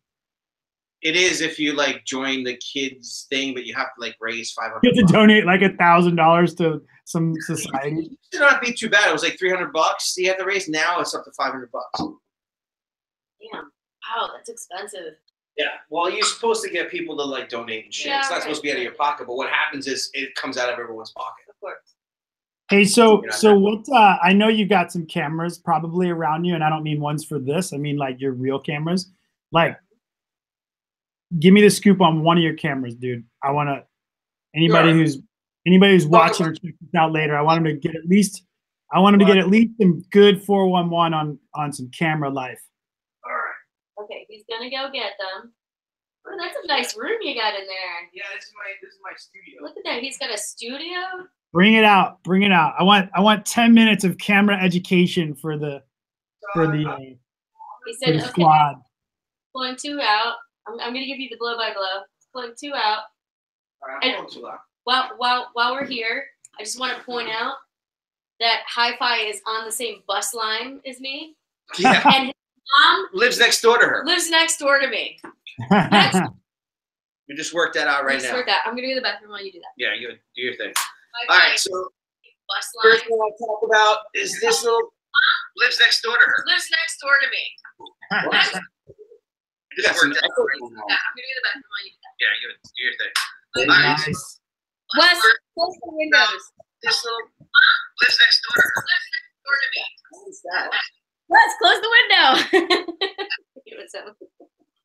Is it you? Get your attention. It was me. Sorry, I'm back. There we go. Do it. So I got this little bad boy right here. It's a Raleigh Flex. I love it. This particular camera is like I don't know. I don't know if you can see in there. It's a viewfinder. It's kind of left is right, right is left. This is from like 1953. If you see the size of that, that's about the size of the negative. Nice. Pretty freaking big. 6x6. Oh, really? Like that square footprint. Yeah, it's a square, and it I'll show you real quick of what a picture looks like of this bad boy. So I got this made when I did some. I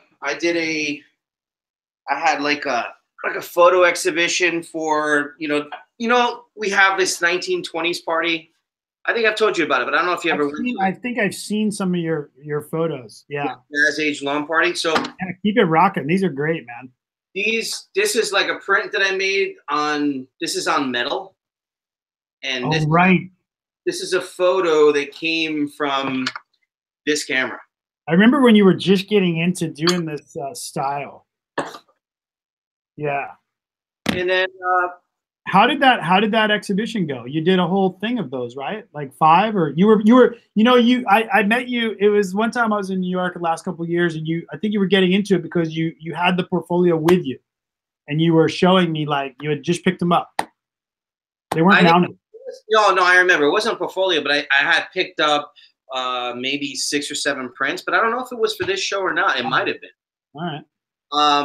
But I do a whole bunch of different things. Like I do my prints on wood, which is kind of cool.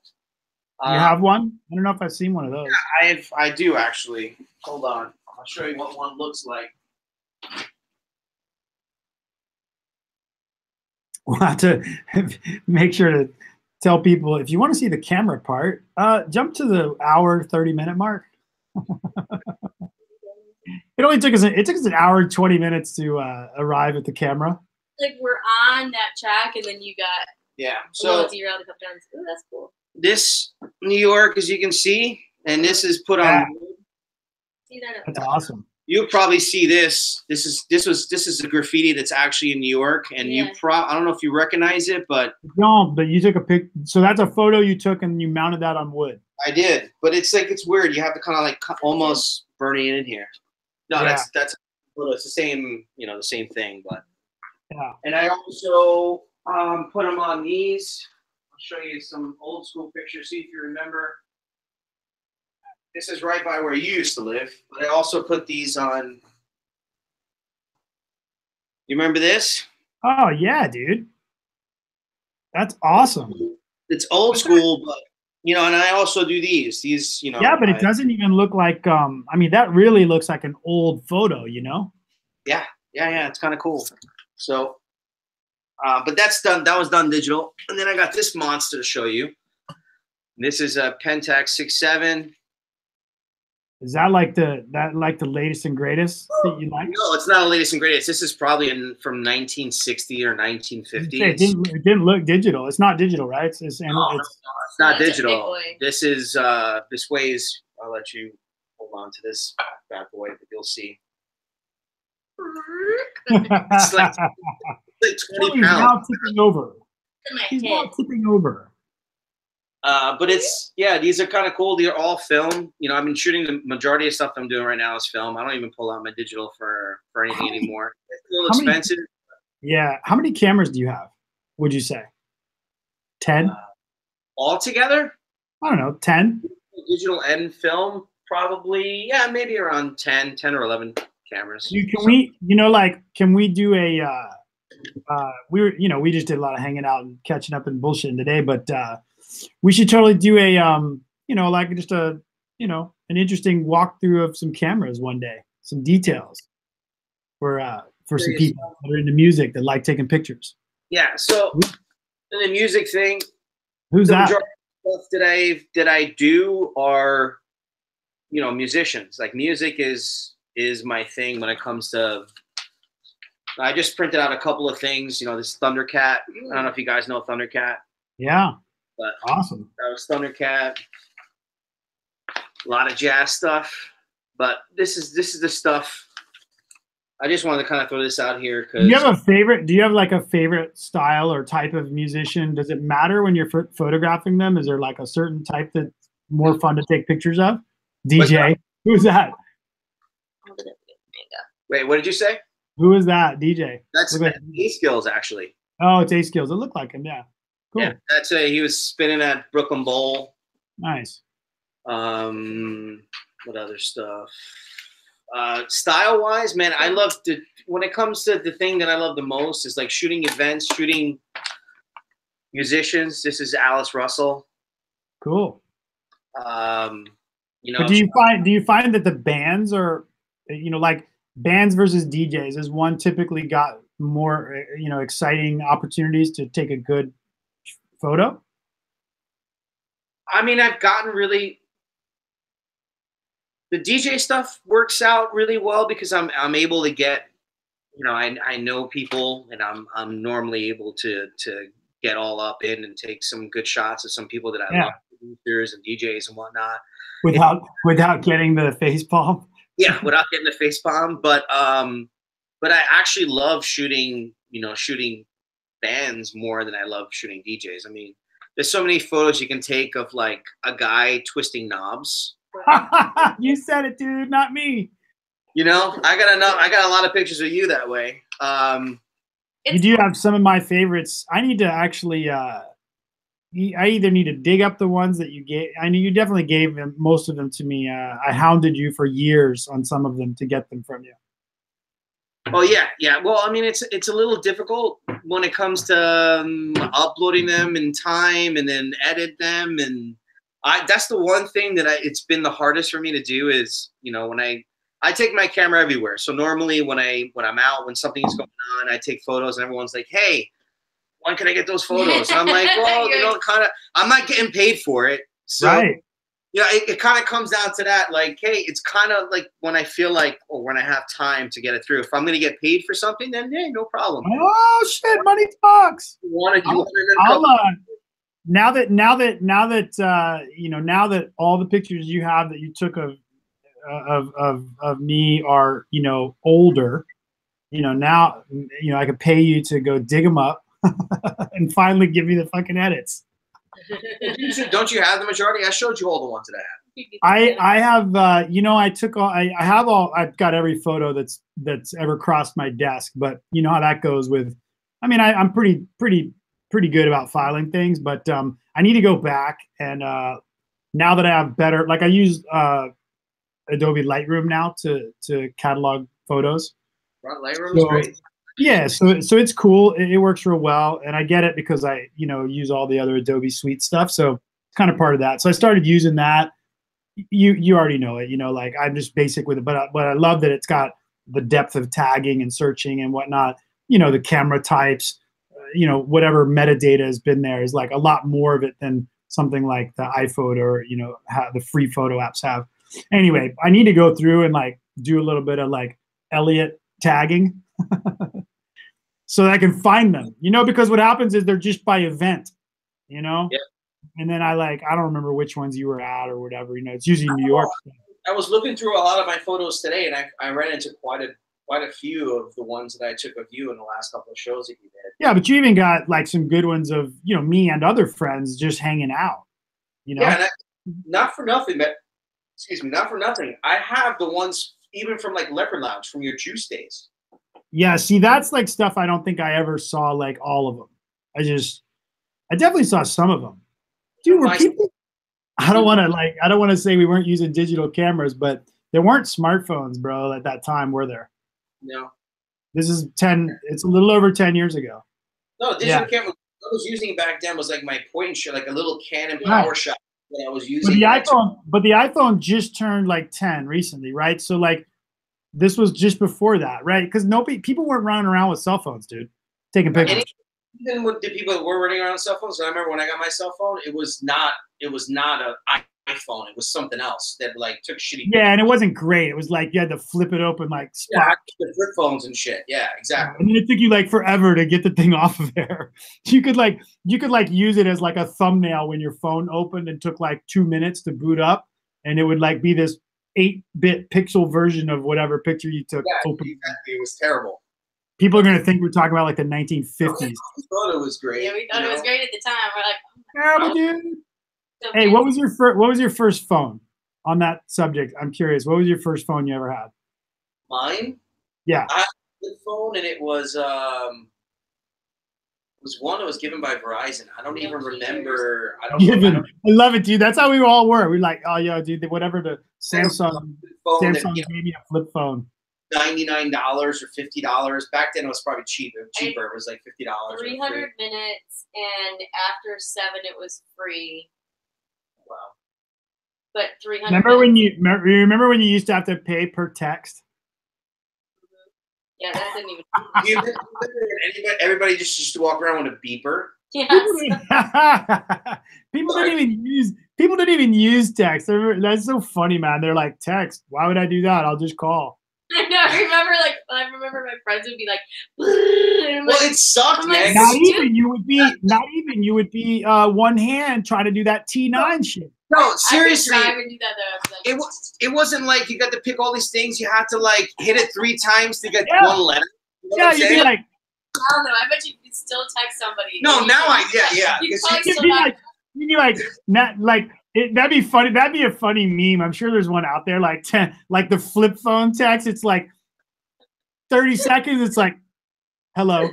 And then today it's like 30 seconds. You fucking signed a real estate contract. But you were literally memorized like how many times you had to press the button for each one to get like a letter. Totally. Still do it. That's so crazy, man. On the next variety show. 2 people. I want to come hang out in New York now. Flip phone to see how long it takes them to text each other. Flip phone, dude, yeah. There'll be so much dead airspace on here. People will be like, "What are they doing?" You're just here, click, click, click, click, click, click. But then maybe it'll go viral. They'll be like, "Oh, dude, check out this podcast. You can't hear anything, but it's because they spend the whole time trying to type on these old phones." They think it's this art project these guys are doing. Like it's art project. Look at these people trying to type on this old flip phone. It looks like they're trying to reenact Star Trek. I kind of really wish I just had a flip phone at this point, though. I held on to my flip phone for the longest time as an emergency phone until Verizon told me like you can't use this phone anymore because it doesn't do like 911. It doesn't have some connection, so I had to like throw it out. They're like it's not good anymore. Still find a way. That's raw, dude. That's raw. Like, you got the 5. Yeah, I still hold on to my 6, so it's no problem. So wait, again on a photography bit. Yep. So one of the coolest things that I got one to share with you, dude. Hold on. What? Is it a meme? Nope. What the hell is that? Wait, I gotta see. Wait, hold on. Keep it up there. What the hell is that? What a dog? Is that? I just see it. I don't even understand. That dog sleeping on his back. Thanks. He's totally giving you the dog Peter. Why are you giving me a dog Peter? No, dude. Jesus Christ. All right, moving along. You need to move along with that dog picture because it doesn't make any sense. But look, one of the cool things I've done photography-wise that I did once was I was actually behind the scenes of this like little independent movie, and I got to like shoot them making a movie. I mean, yeah, there's 2 people on bed. It wasn't a porn. That's cool, man. There was no porn thing going on, but that was kind of soft porn. Was it an Italian movie? No, it was an Italian. Although this guy is quite the Guido. He was a comedian. He's actually a pretty cool guy. I actually got to do that. I got hired to shoot behind the scenes and shoot them shooting the movie and shoot. What's your favorite photography event you've ever done? Photography event? Well, I said like that's one of my favorites. That was pretty memorable. Yeah, because I've never had that before. I've never done that before. It was boring when I wasn't actually shooting because you have to just sit there and wait until you're actually able to go in there and shoot. Trying to think other fun times. I mean, Alice Russell, the 1920s party that I do every year. So the thing that the reason why I had the whole photo show is that all the photographers all these just freelance photographers that go to 1920s party with old school cameras. Like my camera was a 1950s camera. Some people were bringing cameras from like the 1920s. Oh, that's pretty cool. Does everybody so everyone that's taking pictures shows up with their old school stuff? Yeah, they come up, they're enjoying the party plus they're shooting. So I go there with these cameras and I was shooting these people dressed up in 1920s that's cool. Right there. Look, you see those big pictures? Yeah. 1920s party. And like this too is from I showed him from the 1920s party as well. Yeah.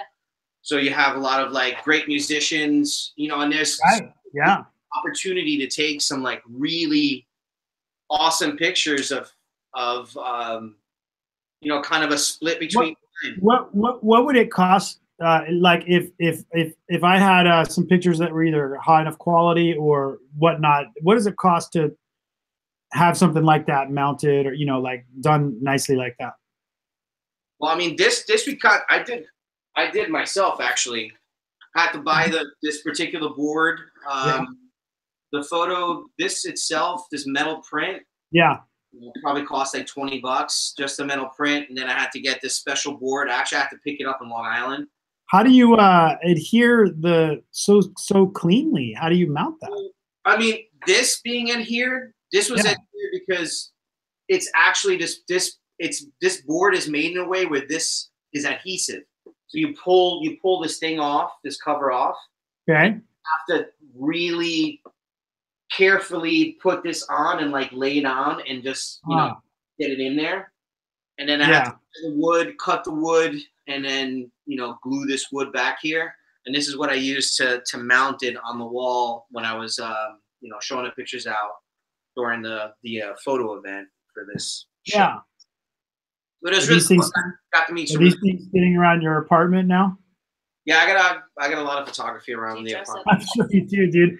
So I just moved, man. I just moved. The reason, partly why I'm asking some of this about the pictures you might have of related to you and I, but also some others that I may have. Not the one I just showed you of a dog, but some better ones of the dogs.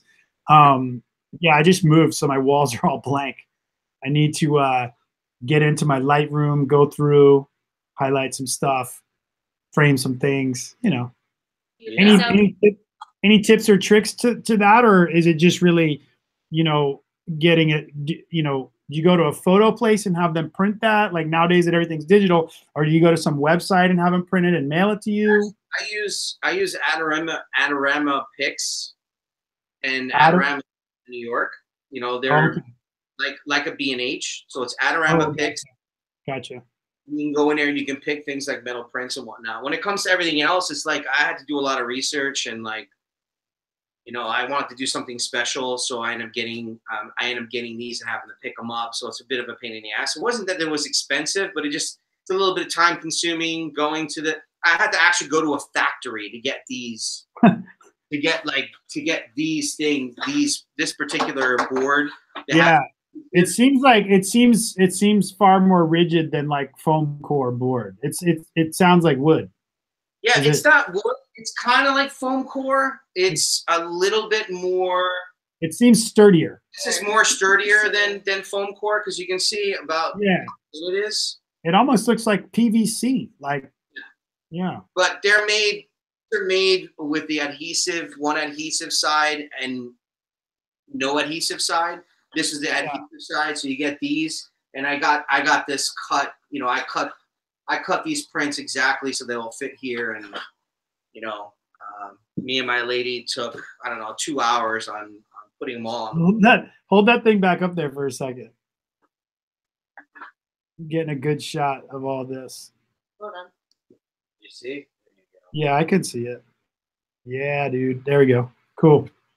It's pretty cool. So if people who, I'm glad we got into talking about all this, but like I said, maybe we'll do a more photography history, your photography thing some other time. In fact, that's kind of an interesting thing with some folks. Usually we're just talking about stuff and it'll come up what we're all into. But it's kind of an interesting thing because sometimes some people, you know, they're just friends of mine. They've got a real long history probably of what they've done. Like you with your photography, man, it goes like if we did an hour, you know, and you brought like, it'd be like me doing a history of my music, you know, like if I broke out like from all the years that I've been involved and I broke out like pieces of songs that I've produced and mixes I've made, you know, like that would I think it would be pretty dramatic, the different, you know, like the whole evolution and just the difference in styles and everything, like your photos would be, is my point, you know. Yeah. The only time we ever did that, Kelly, was my buddy Michael with tequila. Oh yeah, he did a tequila presentation. Yeah, and he doesn't really make tequila, but he gave a real nice. It was interesting. Like the whole episode was nothing but tequila. That was fun. Actual presentation. Yeah, I was thinking about doing. You know, it was awesome. I was thinking about doing a presentation, and I was gonna pair each camera with a beer. Let's do it. Let's do it sometime. I was gonna tell you ahead of time, like, for you to pick up this beer so we can all try it at the same time. Dude, it'll be like, I love the idea. I love that idea because, like, I'm trying to have something a little bit more, you know, tactile to the ones when they're remote. For the San Diego people, I started having them come in here, and we don't sit like here. We have another table on this side you can't see, you know, and we sit there and play like board games and shit, and you know, just stuff like that. It's kind of fun while we're talking. But yeah, dude, we should totally do that sometime. You know, as you know, we didn't put a ton of time into planning the content, but I like, you know, now that we kind of uncovered one that would make a lot of sense, we'll do. It'd be cool to do a history of your photos and the different cameras. And I think, you know, even I know there's a lot of people that are interested in learning more about photography, and you got quite a long history of it. What's like, what would you say for someone who might happen to be listening today or later to this, what's a good like spot for them to kind of go if they're interested and want to get started in something beyond, you know, the iPhone 10 or whatever, you know? In terms like a website, like what's a good source aside from them just sifting through the sea of YouTube? I mean, a particular website, getting aside from like YouTube, a place that I used to go to a lot was F-Stoppers. That was like one of my first websites that I learned a lot of stuff, because they have a lot of videos that are on YouTube, but the website itself is based around photography and videography. Oh, cool. Yeah. And I met those guys, and there's like a photography conference, like we have our music conference. Yeah. Here in New York, called Photo Plus, and it's every year around Halloween time. So I know Photo Plus. Yeah, Photo Plus. So you go in there and you get to meet, you know, a lot of your photography, you know, gurus or workshops, you know, like all that shit, which is really cool. I went to a couple of the workshops, got to see some of my favorite photographers, you know, teaching me about like portrait work or, you know, how to pose, like posing, lighting, any of that stuff. Yeah. I thought it was kind of great. It's not too expensive. I think it's awesome. It's like $100 or so. And you but it doesn't go, but since you're in New York, it doesn't cost you $3,000 to be there for free. Oh, no, I get it. But yeah, getting back, I guess I went off track. But yeah, F-Stoppers is a really great website to go on and just look up. They have so much content from all the years they've been up, where you can literally go search anything from lighting to cameras, digital versus film, full frame versus. I'm looking on there now. Yeah, it's deep, man. I mean, just it goes deep. It goes really deep, and I heard a lot of really good stuff, and a lot of photographers that are really big now, were people like myself that, you know, went on F-Stoppers and, you know, looked up stuff, and then they became writers, and you know, then, you know. Yeah, that's cool. That's cool, man. Well, you're definitely the most accomplished photo, you know, media photographer guy I know, person that I know. How do we find you, or who do you want to get in touch with you, and how do they find you? Well, I have a website. It's HiFiNYC.com, and that has my that has some of my photography when it comes to film and digital. Some projects that I worked on, just a little bit of like what I do. I even did Hi-Fi NYC, one word. Yeah, HiFiNYC.com. You should see. Oh yeah, yeah, sweet. Came up. I think you have a couple pictures there from the 1920s party. Yeah, right in the front. Yeah, cool. Doing portrait work, you know, I do some portraits for friends and whatnot. You know, they pay me to take pictures that they put on their blog posts and all that other stuff. Right now, I got a 9-to-5 job, which I love and takes a lot of my time. But this is something on the side that I do. Make a little bit extra cash is great. I'm gonna have to take it more serious now because. Oh, so quick question for you. I know. Sorry, I was scoping your site and you got there's a photo in there, the 20s party with Butterface. Butterface, yeah, he just got married. Man. I just happened to run into him at I think the last 1920s party last year. He just bought a house. I saw it online. Good for him, man. Him and his wife. Wife to be, but now. You know, oh, okay. I thought they were married. Okay, cool. No, they're married now, right? Yeah. They are married. At that time, that picture, they weren't married yet. Uh-oh, maybe some little butters running around soon. Maybe some butters running around. The baby butter pats. What were you going to ask me? You were going to ask me something. What were you going to ask me? Man, I completely forgot. You were talking about like, becoming more serious about the photography. I completely forgot. You were saying you had to become, you were talking about your job, you like it, and then I think you got your master's degree or something, things going good. But then you were saying something about, you know, you had to get more serious about the photography thing if you're going to do something. Yeah, thank you. So I'm good at repeating people. So buying a place, what you did right at that time was buy your place. I'm actually looking for a place right now, and I can't tell you how fucking expensive it is in New York City. I'm cringing at what you're about to tell me. Yeah, how? 2-bedroom over 6. Yeah, and that's in Brooklyn, kind of near where you are now. Yeah, I mean, at different places in Brooklyn. Because I want to stay in Brooklyn. I don't think I want to like head off to Queens. Brooklyn's great, dude. But I mean, a 2-bedroom place that needs a lot of work is over $600, man. It's way too much. A small 1-bedroom place is going to cost you almost $5. You know, I still have my condo, dude, there in Lower East Side. And that's what I'm saying. Like, I wish. I don't even like. I rent it, but I'm not like. It's like. I don't even want, like, I know what it's worth, but I don't want to know. You know, it's like crazy to me. That area. You want to sell it or you want to keep it? No, I don't want to sell it. Yeah. It's only going to get higher. No, and I was going to mention on this, we'll do it another episode or something, maybe go more in depth. I've got some other friends that are more into the real estate side of things, but it's interesting that you asked, and maybe we'll do it another time. What were you doing? No, I was saying about you and the credit card. What are you doing? Just holding on to the credit card. Oh yeah, just they're new ones that I need to call, and they're ones I need to call. Just talk about money, yo. Fucking pulling out credit cards and shit. Yeah, no, they need to be authorized.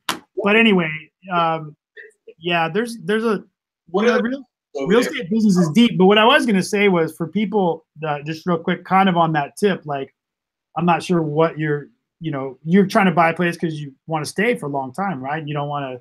Just ask them what it is in San Diego. Like, what is it to say? Like, I know it's ridiculous here, but how is it over there?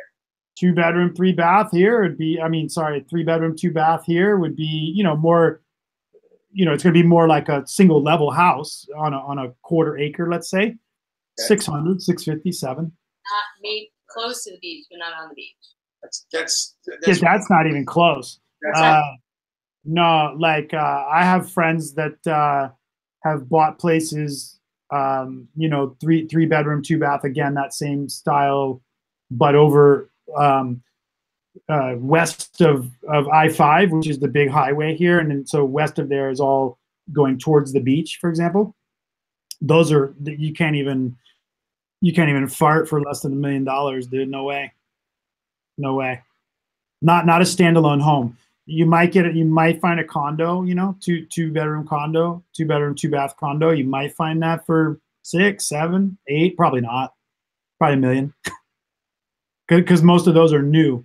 So obviously newer construction is going to cost more. But this area where I live is, you know, it's got a ton of homes that were built in the 40s and 50s, and then, you know, they've been renovated obviously over time, maybe once or twice since then, like full renovations. So that's a lot of what you see here. You don't see a whole lot of new homes built here, but even still, yeah, 1.5, like, you know, and every block closer you go to the beach is going to be like another 10%. So 1.5 will get you like a half a mile away from the water. Wow. So yeah, it's crazy, man. You know, like where you are, that whole area, you know, New York area, metro area, San Francisco metro areas. I'm not even in like a hot spot like Brooklyn, but it's still like, if you want to get a 2-bedroom place. But Brooklyn is metro, you know, is metro New York. Yeah, for sure. I mean, it's New York City. You know, depending on where you are in Brooklyn. I don't live in an area in Brooklyn where it's you know, there's tons of shit around here. Yeah, and it only takes me a half an hour, 45 minutes to get into the city, which is great. Yeah, it's great. I love that spot you live. Yeah. Man, I remember the one time you came to my house. You're like, "Yo, this is way far." This is but like right, but I didn't know much either. You know, I was kind of new to the game. But dude, but wait, I think I came out twice. I know once I came to your actual house, but then another time. Remember the time we were stuck at New Year's on the train? Well, yeah, that was. I think that. Oh no, was that it? I think that was the time that you came to my house. You're like, "Yo, this." And we met like 2 random girls and just ran in a bar so we could all celebrate New Year's ball drop. Because we literally, it was like 11:55 New Year's Eve, and we're like, "Yo, we're still about a half an hour away from where we're supposed to be." So like, train is empty. Find the first bar we can, and at least like have it. And we went into this Spanish tapas place, and we grabbed like a random person that was on the train with us. Like the train was stopped, and we were all just like, "Let's get out here." There's like 5 of us on the train. Yeah, we're like, "Come with us." We're like, "Come with us," and we all just ran in this tapas bar and like bought a bottle of champagne and partied. Yeah, that was kind of cool. And then we went back and then did what we had to do. And that was a fun party too. That was a party that. Was fun, dude. Yeah, that was a good time. Yeah, that was awesome, man. Park. Oh man, you kind of disappeared. I think there was a lady involved, and I think you disappeared. You're like, "All right, I gotta go, man." Yeah, it was a Korean girl. It's normally how it happens. Like, "Yo, I gotta go." But I'm only saying that because it was a Korean girl that you introduced me to, dude. Yeah. You totally know it. Yeah. Yeah. That didn't last long. No. I think she had roommates. That wasn't working out. Yeah, and her parents were, of course, yeah, I think her roommates were her parents. Yeah, that was. Note to everybody: parents are awesome. I know you wanted to have a conversation about this, but we're probably not going to have a conversation about it now. But if you want to get into what I've talked to you about with psychedelics and my you waited till like you knew it'd be about time to go, so you didn't have to get deep into it. I'm just saying, if you no, I was waiting for you to bring it up, but you didn't bring it up, so we just kept it going. It was okay. It was an okay topic to have a conversation about. But it was okay. I think maybe in the past, before we had rescheduled this several times, I had heard it was maybe off limits, but it makes it tough with having a job. A corporate job, unlike you artists over here. We'll I gotta go eat dinner with my mom. My mom's in town. I tell you what, it's pretty. She's in town for like 2 months. It's pretty awesome. So we have like she's come before to visit for a couple of days, but this is like an extended stay because when I bought my place, I still have my apartment for a few months. So I was like, "Hey, come on out." You know, she loves it out here. So I was like, "Come on out and just live there." You know, so she's doing that. But it's funny, like we meet like at 9 a.m. for coffee every morning. It's pretty funny. I don't have too many friends. I don't have too many friends that are awake at that hour. Staying at his old apartment. Oh, she's staying at your old apartment? Yeah, because he moved. Because I still had like 4 months on the lease. Nice. Yeah. That's well, awesome. I think we should come back and do a photography and psychedelic show. We should. Right. Totally. Yeah, we'll do I like your idea, the beers, maybe I'll get some flight glasses on my side. I'll pour myself a flight. And we'll tell you which one. Yeah, do the pairing. It'll be like photos and pairing. We're going to do photos and pairing. Great. Fantastic. Photos and beer pairing episode. I absolutely love it, dude. Psychedelics. And we're gonna take psychedelics while we do this and see where things go. We'll mail you some. I'll smoke. It's legal out here now. I'll smoke. Smoke what? You'll smoke what? It'll be just like Joe Rogan. Come on.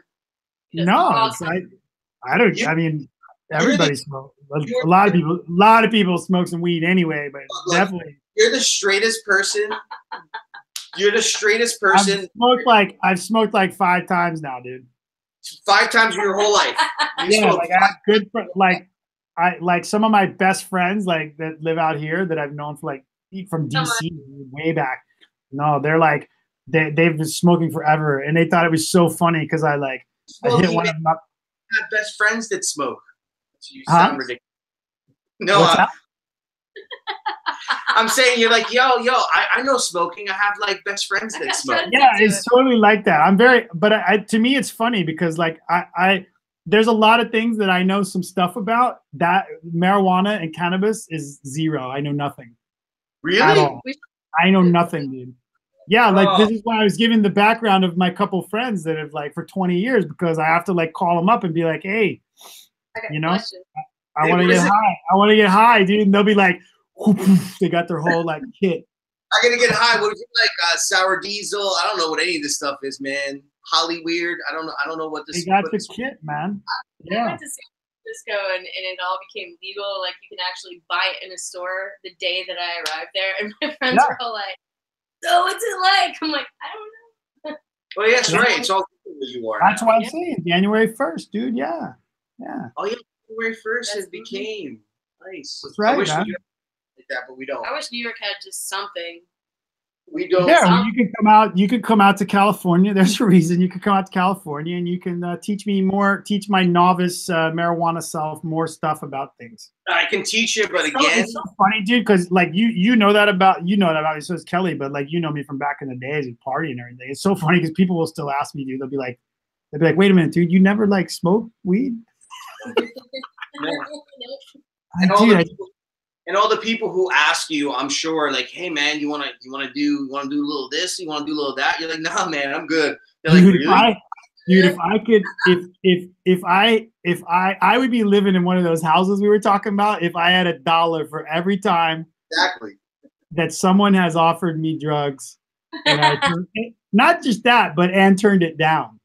It's yeah. I'm talking. I mean, it's got to be 10,000. I mean, I can't even begin. I wish one night he would just come out and just be like, just take a minute. It's funny. I know. But we'll get more into that. We'll get more into that when we do that episode. Okay. Because it's one of the things I think. That's a very interesting path for either and. Yeah, I never really put as much thought into any particular reason that I did or didn't, get involved, or my friends did or didn't.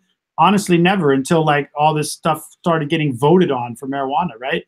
And then that's the only thing that ever really reminded me that it was kind of a thing, right? Because through party stuff, no one's ever talking about is it allowed or not? It's just there. You know what I mean?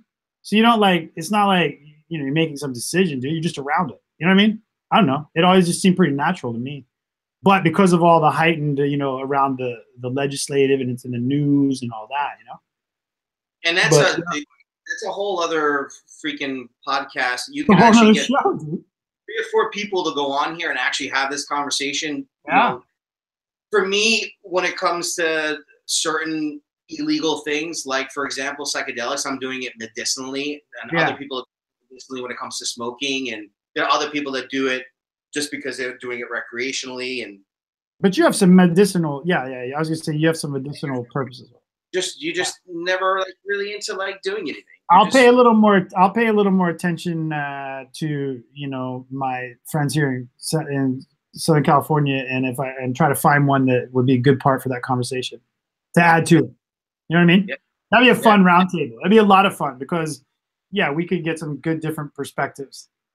Yeah, about the legalities one, and even when it comes to music and how drugs are so wrapped into, especially electronic music and going out and partying. It has been from the get when it comes to E. Damn, we're starting to sound like Stuff You Should Know podcast. Yeah, it is stuff you should know. Nothing wrong with understanding the world more, all of it. Dude, now I'm starting to think about documentaries, talking about documentaries with you. I know, man. You can go to another 2-hour conversation. I'm thinking we have like 3 more podcasts to go with Hi-Fi. Yeah, man, dude, no wonder when we've always hung out, it's been for like 10 hours, dude. We get to going and drinking and whatever, man. The more you drink, the more. Yeah, I heard you don't drink during your podcast. What's up with that? Yeah, I do, but I'm not today. I'm going to meet my mom for spaghetti. Yeah, I think when we first started, we kind of did it. We both were drinking a little bit there. You know what so I don't have a problem with it at all on the show. It's mostly that the way that I had you can't see it in here, but the way you may have seen on some of the past episodes, it wasn't really conducive because I didn't want the fucking beers around my studio equipment and stuff. Wow. But now I've switched all that around. So where I'm sitting here, like if I'm just by myself on this side, there's another space on that side you can't see. But if I'm on this side where now I have all of kind of a L shape, pretty big L shape, like with the synths and stuff all over here, you can't see them. So now I got another table on this side where I'm going to do the podcasting from. It's just not set up. It's a mess over there right now. Anyway, I'll have that set up next time when we do the other stuff. And I'll have plenty of space for my flights, bro. Yeah, nice. Bro. Are you going to come to New York anytime soon? Yeah, come to New York. I'm talking to some guys about doing a party in Brooklyn, actually. So that might work out. We're looking, we're talking May summer or later. Yes. Yeah, I got a couple other festivals that I do, throughout the summer. So I don't really want to do like one of my own or collaborative party with somebody that's going to get in the way of that shit. Cause it's already like, that's like the season right there, May, June, July, August, So it'd probably be after that. Well, just to tell you, our friend Jay Cleary moved back to Canada, man. We need to do a Canada trip. Jay Cleary. Love that guy, dude. Yeah, one of the festivals I do is Electric Love Festival, and it's in Vancouver, the other side. I think he's over on the east side, right? Yeah. Toronto? Yeah. That guy's great, man. He's awesome. I'm dying to go to Shambhala, and I wanted to go. Every year I keep saying, I want to go. I mean, if there's anywhere that I would go and actually camp, and I don't, Wes, me and you had this conversation because you asked me. Yeah, I remember you telling me, he's like, I'm not a camper. I'm not a camper. He's not doing it. I'll glamp. Give me like a shower, a bed. You know what I'm saying? Like that stuff, I'm good. But they do that at Shambhala. But when it comes to Shambhala, like I would actually do that. They'll do the glamping at Shambhala. Yeah? You can buy a package. That's what I'm talking about. We're trying to go to Croatia. To do what? The yacht week? To do There's so much awesome stuff, dude. Dude, we do not. Yeah, dude, you're gonna be like since we don't get to hang out as much anymore, man. I'm gonna get some beers, and we'll have to do this more often, dude. We could do the photography one, like this. We got topics now. This was like for all together, and we can for anybody in the somehow Elliot. So like funny, like somehow like 300 to 400 people like end up listening to this thing over the course of like time after we over a course. Well, it's like 0. Yeah, it's like 1 now, like live, but. We had 70. What's up? Oh, no, I'm back to 0. The whole person was like, oh, no. You scared them off. That's just me logging in down here so we don't look pathetic. No, but the audio, a lot more people like wants the audio because it's just easier, I think, and they don't have to do it like on our time schedule, like the same reason as in podcasts and all, right? But anyway, it's pretty funny. But yeah, we definitely got like for anyone that makes it to the end of this on the audio later, it's like this is an exploratory episode with one of my very good friends that I met through music, which is that's special to me. And Kelly, I also met you through music. Of course. No, but it is being candid, because you don't necessarily always meet. When you go to something, whether it's volleyball or music or photography, you're a lot of times you go to these things with a common interest. That doesn't necessarily mean that outside of that, there's going to be a lot of reason to maybe have a friendship outside of that. So I think that's cool with both of you. For me, that's special to me, because out of thousands of people that I've met in music, for any number of reasons, there's a few that you end up staying friends and having common interests with for a long time. It's awesome. No, it's same to you, man. Music has been such a big part of my life that the majority of the friends that I met here in New York, that I'm still friends with now, were somewhat connected to, when I came here, meeting them because of the music. And you're one of those people. There's a couple of people that I still talk to. I still talk to Paul. I mean, I'm fortunate there's a lot of people that have kind of veered off and done their own thing, but I made some like lifelong friends because of music, because exactly, man. And you never know when you get into something, like who is or isn't going to kind of go that similar path that you might have, or whatever, or just stay in touch. But anyway, cool, man. Thanks for coming on. Thanks for chatting. Thanks for having me, man. It's a pleasure, and honored and whatnot. And thanks for bringing your mugs into the the sunny San Diego studio while it's all cold there. Word. I'll send you some sunset photos. Stay classy, yo. Stay classy, yo.